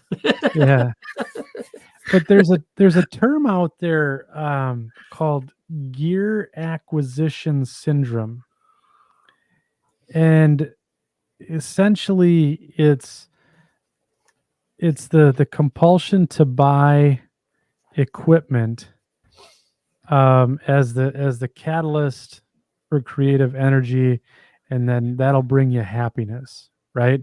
Ooh. It's kind of like retail therapy. Do you think that, like, do, do you think that model railroaders suffer from gas? And I mean, gear acquisition syndrome, as opposed to, just I had too many deviled eggs and I'm at an op session gas. Um, you know, Which is always but fun. yeah, but do you think manufacturers are preying on that? So look at, and I'm gonna call them. I'll call them all out here, but like Rapido with the SD10, or some of the Everybody stuff went that, bananas over that, didn't yeah, they? didn't everyone just lose their damn minds? They just Right? lost their minds, and I'm sitting here looking at it completely different. Yeah. I look And at it really different. yeah, or like scaled trains, with their releases, and even Athearn to some degree, right? They are putting out a lot of stuff, and making it almost like they're preying on the psychology of model railroaders to say, if you don't pre-order, you're going to miss out, and you're not going to get that little hit of dopamine. That's what it is. Yeah. That's what they're doing. Yeah. You got to get this in by this. How many times do you see one of those videos pop up from Rapido or Scale Trains, Yeah. or even Athearn, or where it's, oh yeah, don't forget, order deadline is this date. Yeah. Got to get it in by this date, or else you're going to miss out. You're going to miss out. And that's assuming they sell out of every single one, but a lot of them are only making what they're ordered. Yeah. So, there isn't a whole lot of extra overhead. It's not like the old days, fear of missing out. Oh, I suffer from that bad. Mike is got FOMO to the ninth degree. Oh my God. Terminal. It is terminal. I am like the worst at that. I am absolutely the worst. I just am. But I agree with you. I think that's exactly what they're doing. Yeah. Now, and of course, like let's not make them villains, right? I'm just, they're a business. They all do a fantastic job of giving us what we want. But I've never seen in the last 5-6 years such people just get worked up in such a lather about, oh my God, it's the SD10. We got to get triple nickel Milwaukee Road, and just, even though they're not doing that one, right? I know. That's a story for another time. Which I can't believe. Yeah. But, anyway, but no, I agree with you. Is that part of the reason? Because are we at the point in this hobby where manufacturers are down to having to produce the odd because they've made so much of the common that it's no longer as profitable to keep making runs of BNSF SD40-2s or UP SD40 or NS, or you see where I'm going? They have to come out with like look at Skilled Trains. Perfect example, a prime example of this exact thing. The C39-8, when they came out with that and announced that engine, that had everybody on the East Coast, anybody that had Conrail anywhere within 100 miles of them, went nuts over the fact that the West Coast, nobody cared. Because That was a Conrail locomotive. That was a Conrail specific locomotive. And so it was, oh, we're only going to do one run of these. Better get them. Right? Yeah. Did they turn out awesome? Yeah, they're awesome. So maybe something us model railroaders don't want to talk about, but who here on the podcast owns one of those Conrail units from Scale Trains? Not me. I do. Yeah, you do. They're pretty awesome. They are pretty awesome. Yeah. But why did you buy it? There's a question, because it was something different. It is blue. You know, another thing that model railroaders don't like to talk about. I'm a fan of Conrail. So yeah. Well, I kind of, yeah. PC, Conrail, all that stuff. You're Chessie. I'm a fan of the chassis. Yeah. So I understand if the section crew loses a little respect for me. I understand that. But I think, it's just interesting, and the and maybe it's, there was a,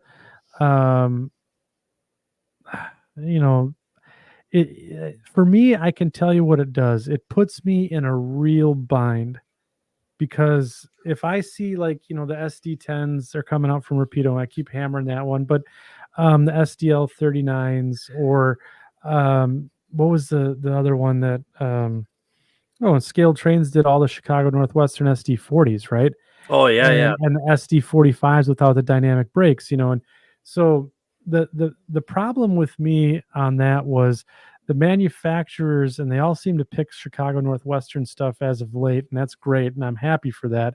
But they've put me in a massive financial bind with my wife, so it's just like, because of the FOMO that we talked about, because of the, I gotta have the hit, that I got this locomotive, now it's like, well, if I don't buy every one of them, will I ever get to see it again, later down the road? But and it always seems like they come out with their announcements at the worst time of the year.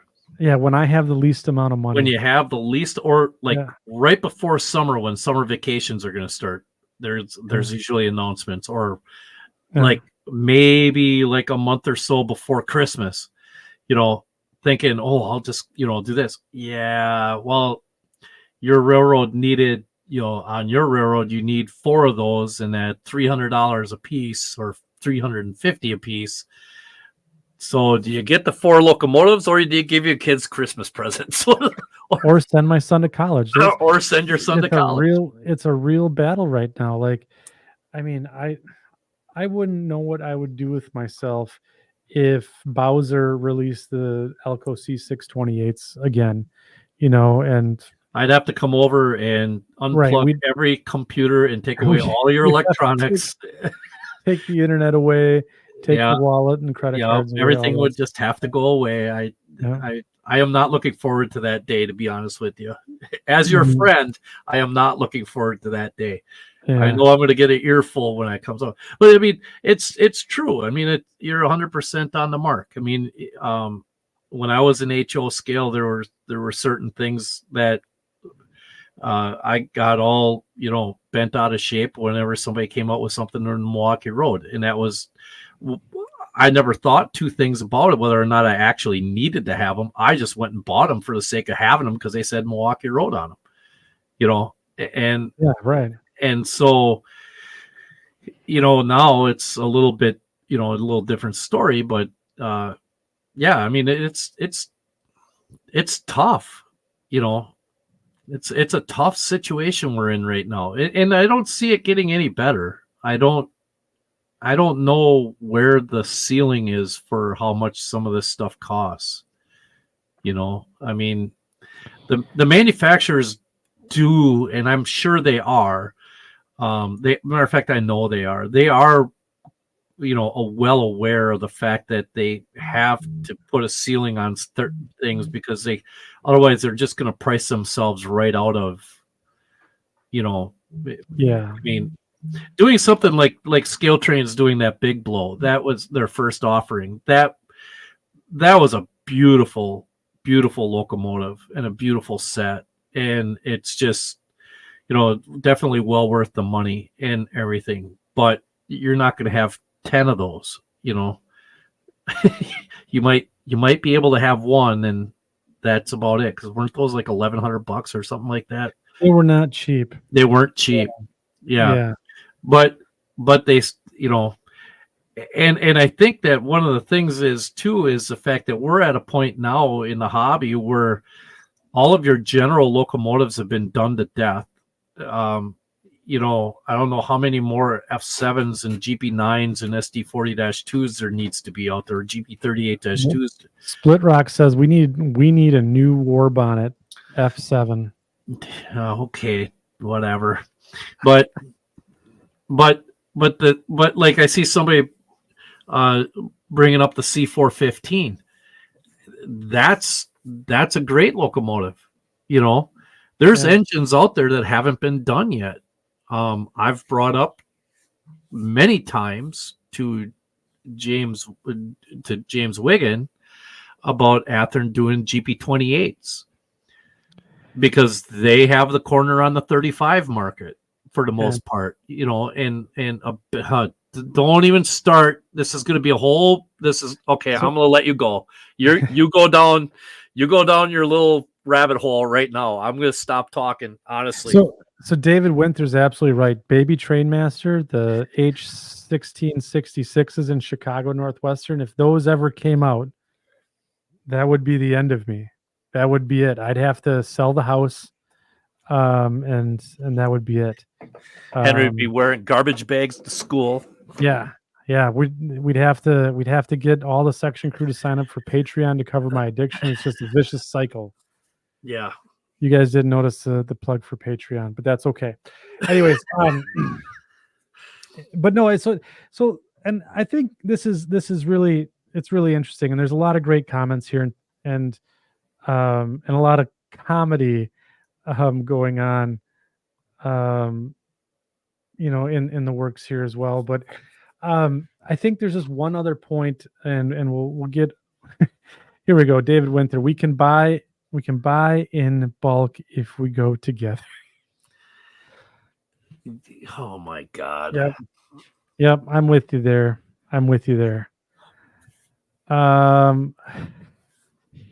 Okay, we're getting garbage bag with the hole cut at the bottom is called an Arizona raincoat. Well done, Eric. Okay. Here's something that I will say. And maybe this is something, and this is just the world according to Andy Dorsch, and that's and it's my opinion, and I'm sticking to it. But how much of a kick in the stones is it when you wait and you do the pre-order gig and you get these locomotives and they don't work, or they don't look anything like the mod or the sample that was at the production sample that was at the show that you saw? How big of a detriment to the hobby is that, in your opinion? Like, to me, if manufacturers are skating a real thin line. Someone gets introduced to the hobby, they do a pre-order, and then all of a sudden it doesn't work. And I got to wait another 6 months to get it after I've paid money for it. Yeah. How big of a kick to the pills is that? The former owner of Engine Hall Services and I went round and round on this one time on the same thing. And I told him, I said, Paul, if I'm paying $250 for a locomotive, it better come out of the box perfect. Yeah.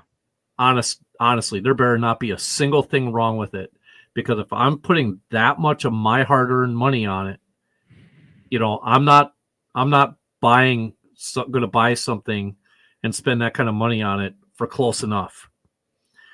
It needs to be right. And otherwise, give me an undecorated and I'll do it myself. That was always my argument. Yeah.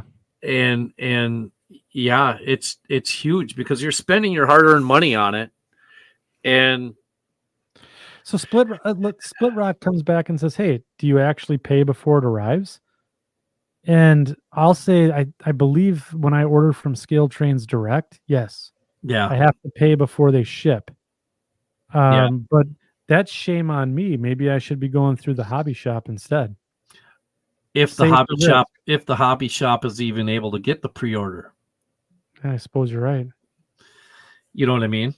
Yeah. Because there are certain hobby shops that are, that can't get the hobby, Well, we're fortunate. I believe we're fortunate because our hobby shop up here in Green Bay, if you want one, they'll put it on their list. I believe they can do it.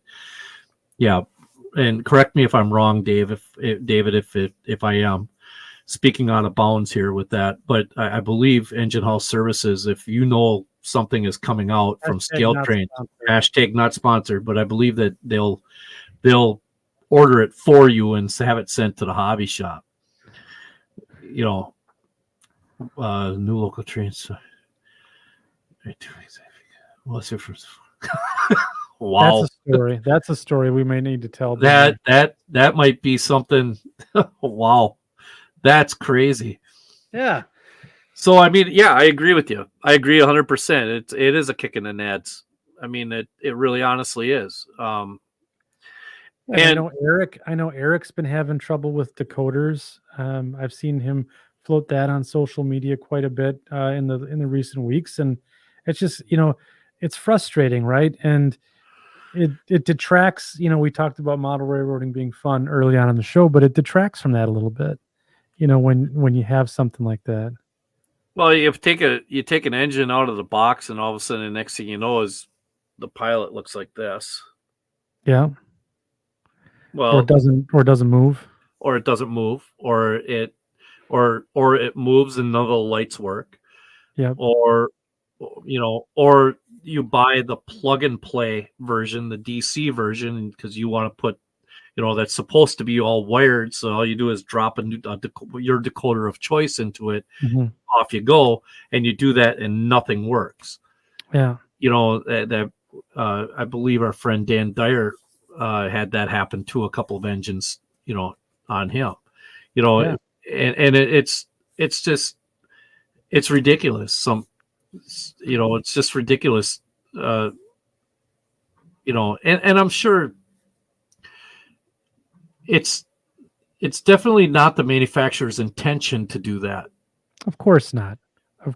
That's but they take one sample out of they'll probably take one sample out of the container, inspect it, and say, perfect, ship them. You know what I mean? Right. And that's it. Because they probably I'm fairly certain they don't go through every single one, because otherwise we'd never get any of them. No, that would take millions of lives and countless millions of dollars. Right. Yeah. Or do they have a decoder that fits the decoder ready? That is a problem. Well, that's a whole debate for a different topic or a different time, I think, right? I mean, yeah. So I do want to we're getting into hour 2 here, and the discussion's been fantastic, and this has been a very fun show. We're actually talking about model railroading, talking about our feelings, but we're also talking about some prototypical stuff too. So I do want to give Mike the opportunity, with the assist from Tony Cook here for Model Railroad News, on the locomotive of the show. We're doing the Mighty Mike tonight. Ooh, you know what I gotta do? Yeah. Hold on a minute. I gotta do this. For people, thank God, the replay. Okay, I gotta do this. Real men of model railroading. All right. I had to get the Wheel of Wonder to get back the locomotive Wheel of Wonder. And then after we do the locomotive of the show, it's time for the Wheel of Locomotive Wonder. Yes, the Wheel of Locomotive Wonder. Mike? Yeah. What do we have tonight on the docket? This whole show is about talking about stuff that we're afraid of, right? Yes. I'm about to talk about something that I have no idea what I'm talking about. That's par for the course. Really? Wow. Wow. coming from anybody else, that would have hurt. Yeah. I am not a steam engine guy. You're not. I am not a steam engine guy. I just am not. Yes, David, we're doing steam. I love steam. I think it's awesome. I am growing after doing this. I have grown. Thanks, Chris. We're no longer friends. Anyway, but honestly, it's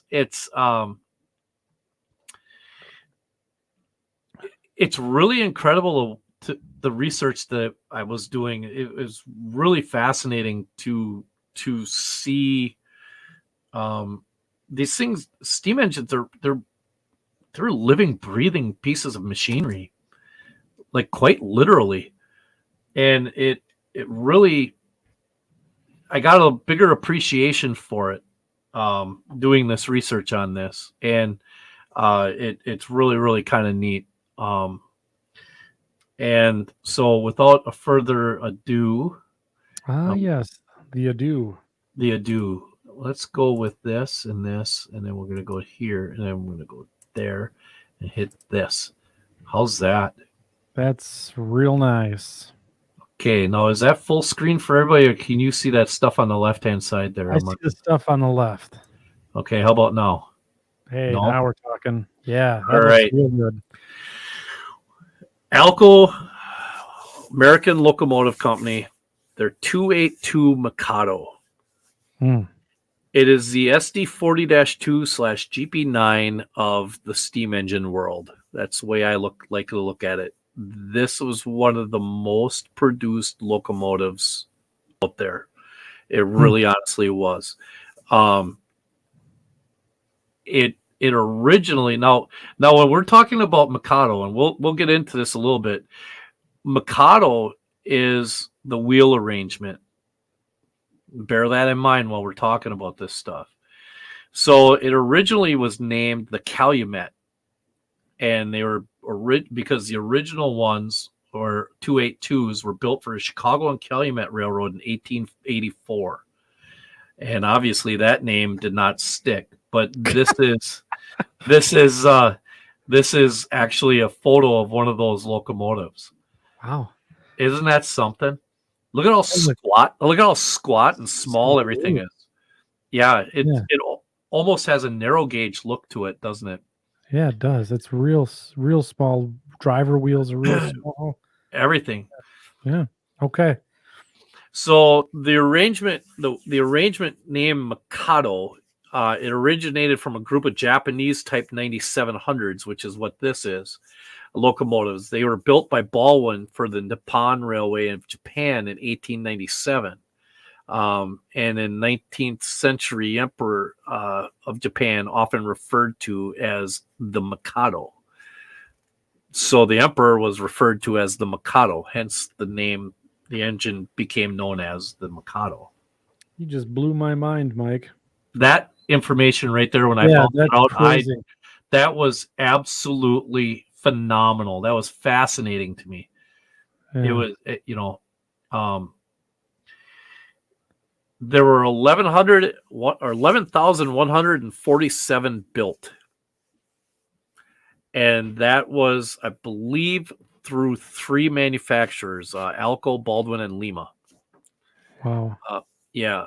And as it says here, 5,081 were built by Alco. New York Central was the largest owner of them. They had 516 of them. And Northern Pacific was the second largest with 306. Yeah. Chesapeake, Ohio.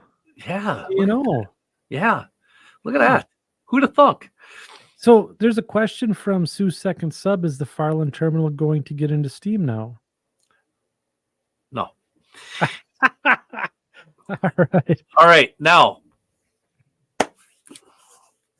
so the debate between light versus heavy. Okay. I learned a lot when I did this research, because I knew there were 2 different things, right? So this is a Green Bay and Western 402, and this is a C&W 2346. The GBW unit is a light The C&W is a heavy. And it has to do with the high pressure cylinder, which I believe is this one right here. I believe that's the high pressure cylinder. And the diameter of the boiler, they produce about the same horsepower, but they're both produce about 3,300. But the diameter of the light boiler is 90 inches as compared to 96 with the heavy. And then a 22 by 30 for the high pressure cylinder compared to 27 on the light, compared to 27 by 32 for the heavy. Those are basically the only differences between them, other than like potentially like railroad specific type things. Like you see here, the air tank there's a singular air tank here, whereas on the Northwestern one, they have two of them right here. Yeah. So we're getting a little feedback here. We're learning as we go along. The top one is the high pressure cylinder. This top one right here. No, I think there's the two top one. cylinders. This one right here. Yeah. The top one. The top is the high pressure. Okay. Yeah. All right. See, thank you for telling me that. Like I said, I am not a steam guy. I'm trying to learn this stuff. We're all learning together. Yep, we're learning together. A big happy family here, and this is fantastic. So that's a sad. Okay. What? No, Fox River Rail fan said, Mike, that's a sand dome on the top. Oh yeah, that's a sand dome. I know those are sand domes. Okay, so for all of us here in the Midwest, especially in the state of Wisconsin, the Sioux 1003, an engine that Andy, you and I have chased. Most of the guys that we know have chased this locomotive. Yeah. It is neither a light nor a heavy. It was built in 1913. This blew my mind. The USRA, which is the United States Railway Association, if I remember right, was formed in 1917, and light and heavy Mikado designations started in 1918. So the Sioux 1003 is actually heavier and has larger cylinders than a USRA heavy Mikado does. I'll let that sink in for a little bit. But yet it's a Mikado. But it is not a heavy and it is not a light because it was built prior to that 1918 designation and to different specs. Dang. So it was built prior to the USRA mandates. So USRA is United States Railroad Administration. Yeah. Yeah. So they had their, greasy little mitts and all sorts of stuff during this time period. Here's an example of a heavy. This is a Florida East Coast, number 713. Look at the tender. Little tender here. Look at the size of that tender. Compare that to the one that the Sioux 1003 has. It's just enormous. Yeah. Okay, here's a New Haven. This is also a heavy. It has a smaller tender. And every one of them's different. And every one is different. That is one thing that you can't find two. There could be, what the heck am I doing here? Can't know. You could have two of these from the New Haven, and both of them could look completely different. Yeah, I mean it's ridiculous. Here's a Rutland one, a light. You can almost see the difference there. You see how bit. You can almost see how much more narrow the boiler looks as compared to. I got a question for Ralph Renzetti. Okay. Ralph, have you ever weathered a steam engine? That's a good question. Boy, that would be a fun day on the show with Ralph Renzetti. Weathering steam up. That's a fantastic question. Yeah. So, I'm about to throw another twist into this. Yeah. Okay. Don't you Narrow do it. gauge. Narrow gauge. Ah, Now, everybody is familiar with the K27, yeah. which is a 2A2. It is a Mhm. Mikado. It is a Mikado wheel arrangement, technically considered a Mikado, narrow gauge. But those were built for the Rio Grande by Baldwin. Huh. Alcos were built for the Rio Grande, and they are called the K28. These are also Mikados, but from a different manufacturer. I just stumbled across this today, so I threw this in here. Wow. Yeah. So Otter Creek and Rio Grande is just all over this like a bad rash. So this, I mean, this is fantastic.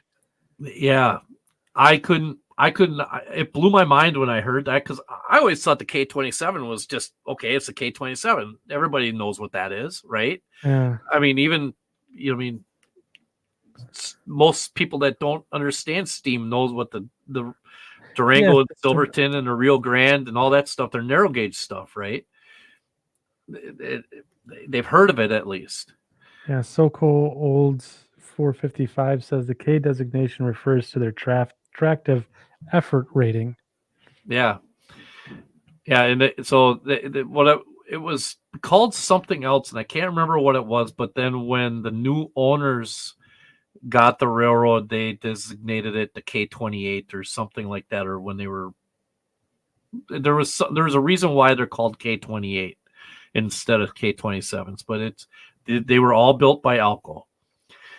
Now, is this gonna work? This is where I found. Oh no, I'm gonna have to hit play. All right, so this website www.steamlocomotive.com. Hopefully I can get this to work and function. I don't know why it didn't do it automatically, but they have. If you can go and look up all sorts of steam engines by wheel arrangement, and then you just, boy, did I booger this one up? But anyway, it's you're doing great. But now see, it says shows that it's Mikado or Mike, like up there. It went past it, but it shows all the different types of wheel arrangements and gives you information on each one. It's incredible. Yeah, I believe here in a second we're going to go back up to the Mikado, and then I'm going to click on it. Yeah, right there, and then I'll click on it, and it'll give you all the information you need on the Mikado, and then it comes down and it starts breaking things down as to how many were built per year and for who, and those are all the railroads that had them. There's a list of surviving railroads there. K30, yeah, K27, yeah, K27, K28s. So this is an incredible website. I think I go to a different. I'm not sure what I do here because I'm not doing this as we speak. This was all recorded. We go. Of course, I'm going to go to Milwaukee Road. Oh, you took a screenshot video. I took a screenshot video. Yeah, and you've curated all this already. Yeah. Ah, this is cute. And then you're just giving us the. I'm giving you the Cliff Notes version as to what's going on. Yeah. But here it shows you right here. It shows you all the different locomotive classes. It shows you all the information. I know I'm going past it kind of quick, but it explains everything to you. And then it also has photographs that'll show you what each like variation or class is all about. This is a really cool resource. I tell you what, if I ever got into steam, this would be my go-to resource for everything I wanted to know about steam engines. It is such a cool website. So there's Roger Moses has a fun fact about you. About me? Yeah, it says Mike's full name is actually Mikado. Never mind. That was I thought that was a pretty good joke, but Actually, my middle name is David. no. So yeah, I said full name, not did I say middle name? Oh, I butchered that. I'm sorry, Roger. It's been a long day. My middle name is MDO. So if you start adding extra letters, you're right. Yeah, your full name could be Mikado. There you go. So here it shows you that part right there it breaks down all the major manufacturers. Here's where it shows how many each railroad got per year. Wow.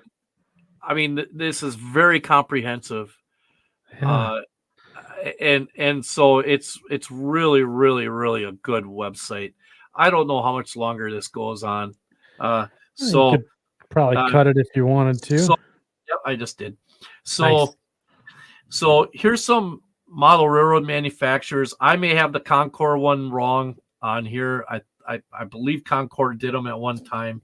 MTH has done them. Lionel, Broadway Limited, Bachman. But thanks to our good friend of the show, Tony Cook, and an email he sent me, this segment just got extended by probably about 10 more slides. Woohoo! More slides, more slides. All models. Models of the Mikado. All model railroad manufacturers. Starting in 1938 with Rollin M. Lobaugh did a Mikado style for the SP style with a tank with the tank tender. Yeah, look at 1938. Look at how much it cost. Oh. Now put that into 2023 numbers. How much do you think that would be? Astro, I bet it doesn't even have DCC. Oh, it can't. Can you imagine? Come on, Mike. Come on. The capacitor would probably be the size of the entire locomotive. Just be enormous. Yeah. Here's another one. John A. English and Company from Morrisville, Pennsylvania, built in a Mikado. They only wanted $25 for theirs, though. I just typed her in. Let's go back. I typed that into the old inflation calculator. Jeez. $2,844. And it's a kit. Give me two. Yeah.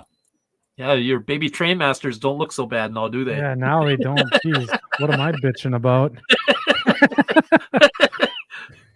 So then like I say, John A. English, 1951. It's an ad for them. Wow. These are all advertisements for a Mikado. This is not necessarily an Elko. Mantua, a name we all know and love. That's right. Right? Yeah. Pay attention to that name. I will. Fleischmann, another name we've heard in the past. Fleischmann is, 1952 for Mikado or Mantua. 1958, Fleischmann has one out. Nice. Now, Tenshoto, Pacific Fast Mail. Remember them? Yes. Yeah, they had one come out, and I believe it says it's only $44.50 at your dealer. Only $44.50 in 1959 dollars. Yeah, I mean that's still not $2,800. Now, Aristocraft, HO scale, Mikado. Now, when you think Aristocraft, what do you usually think of? Brandy. Ooh, no, that's Aristocrat. Oh, okay. Okay. G scale, right? Oh, yes. Garden Railway stuff, right? That's typically isn't that Aristocrat? Wasn't that? I don't know. I don't know. But I'm still stuck on Brandy. I could use one myself, but I got to work. I could go for 1961. They came out with one right here. Looks like. Yeah. Akane. I don't even know how to pronounce this. Obviously, it's from and they Japan. don't know how to pronounce Mikado. Yeah, Mikado. yeah. But there again, another Mikado ad. Yeah. This is beautiful. 1963, 1964, Tyco, a name synonymous with model railroading. Oh yeah, Everybody a lot of us got our start there. There probably isn't a single person in this room that's over the age of 40 that didn't have a Tyco locomotive of some sort. I agree with you. Here's another ad for Tyco. Now, get this. This is a kit. Look at this is their kit. Mm. That's phenomenal. Just imagine putting that bad boy together. I can't. And how much did they say this is? $15 and some odd cents. A steal in 1967. Exactly. Now we're going to get into N scale. Atlas has N scale and gauge at the time. They get their 2.8. They get into the 282 show. I believe this one right here. Right here. How about that? Yeah. Jeez, this is so cool. Kind of. Oh, hey, go back. There you go. AHM. Yes. 1977. Now we're up to $60. Hey, let's keep an ear out for AHM. Really? I have an AHM Mikado. You do? I do, and it still runs. Really? DC, yes. Yes. Get a decoder in that bad boy. See what it'll do. You know, that's not a bad idea. I'm okay spending your money. I really appreciate it. You're good at it too. I know. Here's Mantua again in 1980. Came out with the Mark II super detailed Mikado with the Vanderbilt tender. And the Vandy tender. Yeah. So how cool is that? Now that's the second iteration of a Mikado that Mantua has done. Yeah, it's two now. 1983 Bachmann. You know, they've got their Mikado, which is right here. Oh yeah. In N scale. Yeah. And then they also offered it in HO. So that was pretty sweet. Do you remember seeing Williams electric trains? Do you remember them? Yes. I saw these names and I just started laughing and smiling. What's that? O-gauge. Williams is through rail O-gauge, if I'm not mistaken. I believe it is. Yeah. Yeah. So, yeah, available 3-rail O-gauge price a mere $549 in 1990. I wonder if it smokes. Oh, you know what? I bet you it does. Hmm. Now, everybody had to see the International Hobby Corp. Oh yeah, IHC. I mean, everybody's had to have. I mean, I've had a couple of IHC things. But here's a bunch of Mikados here in 1992. 1993, Mantua's back at it with another with the Mark, whatever the hell it is. Yeah, we're on to the third version of it. The third version of their Mikado. I mean, Mantua really, like, you know, threw their hat in the ring on this one. But there again, is it any different than Scale Trains coming out with how many different variations or versions of their SD40-2? Right? I'm sorry. You're not wrong. What did I do now? I can't see any comment. It's Split Rock. He said, didn't the IHC engines come in cereal boxes as the prize? Oh my God. I think they did. Oh God. Cado, whatever you want, however you pronounce it. Mikado. Yeah. N scale. Yeah. Athearn here. Athearn, 1999 came out with it. Yeah. Genesis, it looked like. Yep, that's a Genesis unit. Yep. That's cool. 2003 Broadway Limited came out with them. Yes. You know. Yeah. So, I have one of them. Do you really? Mm-hmm. Wow. I do not. And then I believe this might be the last one, and this is Tricks / Markland. Not for kids. Not for kids. In 2004. Oh nope, we got a couple more. Blackstone. Blackstone came out with a K27, which is a Mikado. So this is a beautiful. These were gorgeous models. I remember everyone raving about the Blackstone models. Oh my God! It's too bad they're not around anymore. Yeah. I almost went to narrow gauge seeing these things. I almost did. It was just phenomenal. They're so gorgeous. Very hard to find now, though. Really, really hard to find now. And then here IHC has come out with them again. Yes. Yeah. And so there is your locomotive of the show. Yeah. 282 Mikado.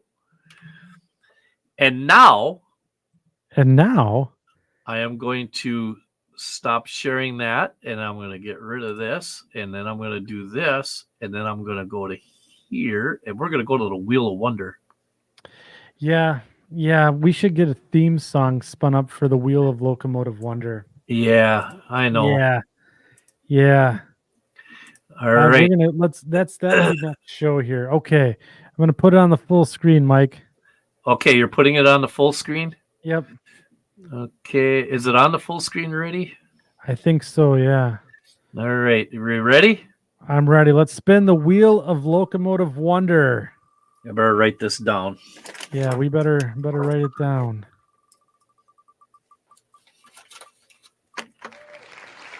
Oh, jeez. Oh, little switch engine. No whammy.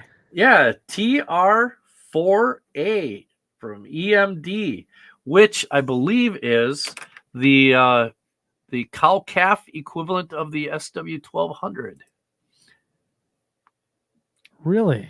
I believe so. Do they come in war bonnet paint? They will. Okay. So the TR4A will be our next locomotive of the show. That's outstanding, Mike. We gotta hats off to Mike for doing all the research on both the locomotive. SW7. Yep. I'm sorry. Go ahead.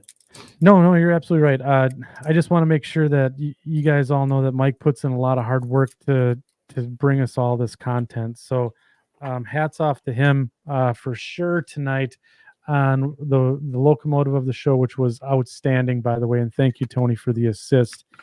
And then the short line of the show as well. So I think it was just fantastic, Mike.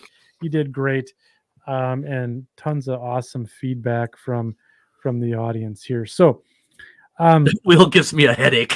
Yeah, the wheel gives you. Oh, wait a minute! I gotta get rid of that one now. Yeah, so you got to pull that one out. So I do have a couple of bit of admin notes here before we tie up for tonight. So looking at the calendar, it looks like the 30th of December. So next week, Saturday, we're going to do a brew with the crew and get some of the section crew on the show to talk about some various topics that about model railroading. And then we'll come back in the new year and hit it pretty hard. So we're going to change a couple things a little bit, but all the segments that you love, like locomotive of the show, short line of the show, what's on the workbench, all of that stuff is going to stay. And we're just going to I guess, give it a DuPont overhaul, so to speak. So, I just wanted to again say thank you to the section crew tonight for fantastic participation, outstanding, and Mike, great job on the research this Oh, evening. thank you So, very much, and huge thanks to Tony for sending me that email with yeah, those. That was so. I hate to yes, say it, but Tony, that kicked ass. That was yeah, awesome. that was That really was good. really, really cool. Went to the Wayback Machine, and there was companies I didn't even know made these things. That just Yeah. goes to show how deep this hobby really is, eh? Yeah, yeah, and I think even though we did talk about some subjects that were a little, I don't know, they could be confrontational at times. I th- I was I thought it was a great discussion, and a lot of fun was had, and I learned a lot. Oh, Um, absolutely. Me too. you And know, thanks to everybody in the section crew too, because all joking aside, these are these when we come up with shows like this, we really kind of hedge our bets on you guys being really huge participants, and you never let us down. never. Never. And you bring up topics for us to actually, and I know for a fact Andy has written down probably half a dozen different things to to talk about on future shows as show topics just from what he saw in that chat. So don't think that what you guys are saying, because you don't get your little thing up on the thing, it's going unnoticed, because it definitely is. And you guys are the reason why we're still able to do this, and it's so appreciated. It's Yeah. you know So, yeah, one, and I just want to give a couple of plugs for what we're doing out there in the community. So, we do have a Facebook group, the Second Section Podcast Facebook group, well over 1,000 members now. Fantastic place to get in touch with the community here, outside of the YouTube live streams. Little more personal touch. Some people sharing their work. That's where we also collect the entries for what's on the workbench, which mm, we're probably going to do in the next show here. And it's a great group of people coming together to share, help, and answer questions. So it's a cool spot. And if you want to post a video or something like that, if you're out on the YouTubes, it's a good spot to do that, to share with the community.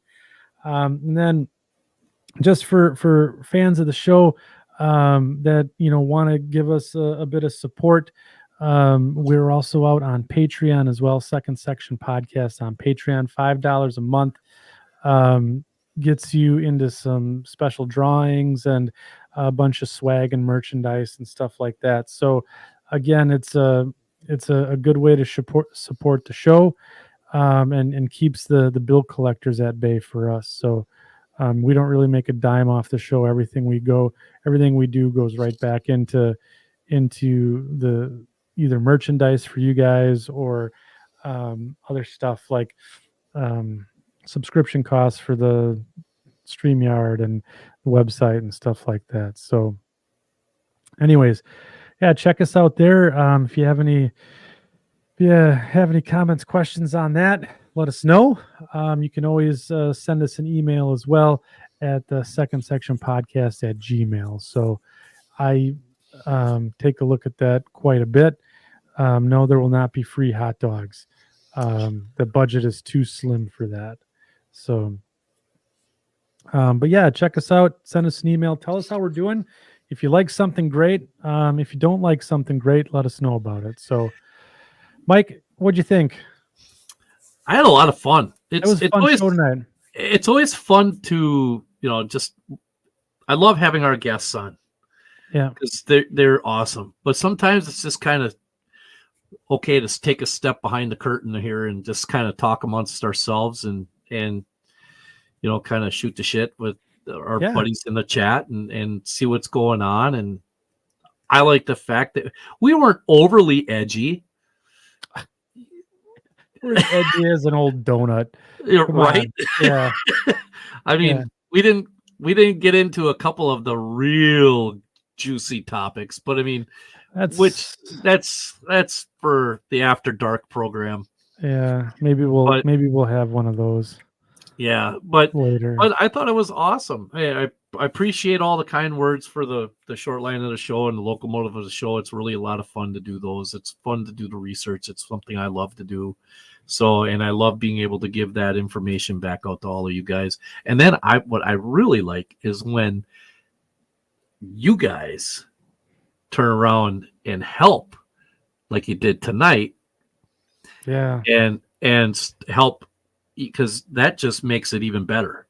Adds to the content. Adds to the content of the show. Yeah, it absolutely does. Because I mean, we're only as good as you guys are. So that's all there is to it. So, oh, that's a good question.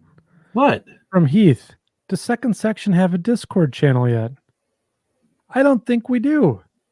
If I have set one up, it's not going well. But yeah. Inactive. Let's just inactive. Say. Yeah, it's inactive. Yeah. So yeah. Other than that, what do you think? What did you think? How it went? I was. It's good, and I still have a lot of topics that I want to discuss that are edgy as the donut, as they say. And we'll definitely do that in future topics, and so it's there are some more fun discussions yet to come, but for tonight I think we'll call it a closed show. So thanks everyone for participating this evening. If you haven't subscribed to our channel yet, make sure that you go out there. It's another great way to support us by subscribing. Give us a like, as Boomer says, and trick the ye old algorithm of YouTube to getting this in front of some more people. So absolutely. I do want to say Merry Christmas and Happy Holidays. Yes. To those, and we will see you guys before the new year. Yeah, Merry Christmas, everybody. I hope everybody has a fun, safe, and happy, holiday season. It's gonna be fun. Yeah. All right, gang. Mike and we're gonna, I guess, tie up for tonight, and we'll see you guys maybe next week. Sounds good. Good night, everyone. Later.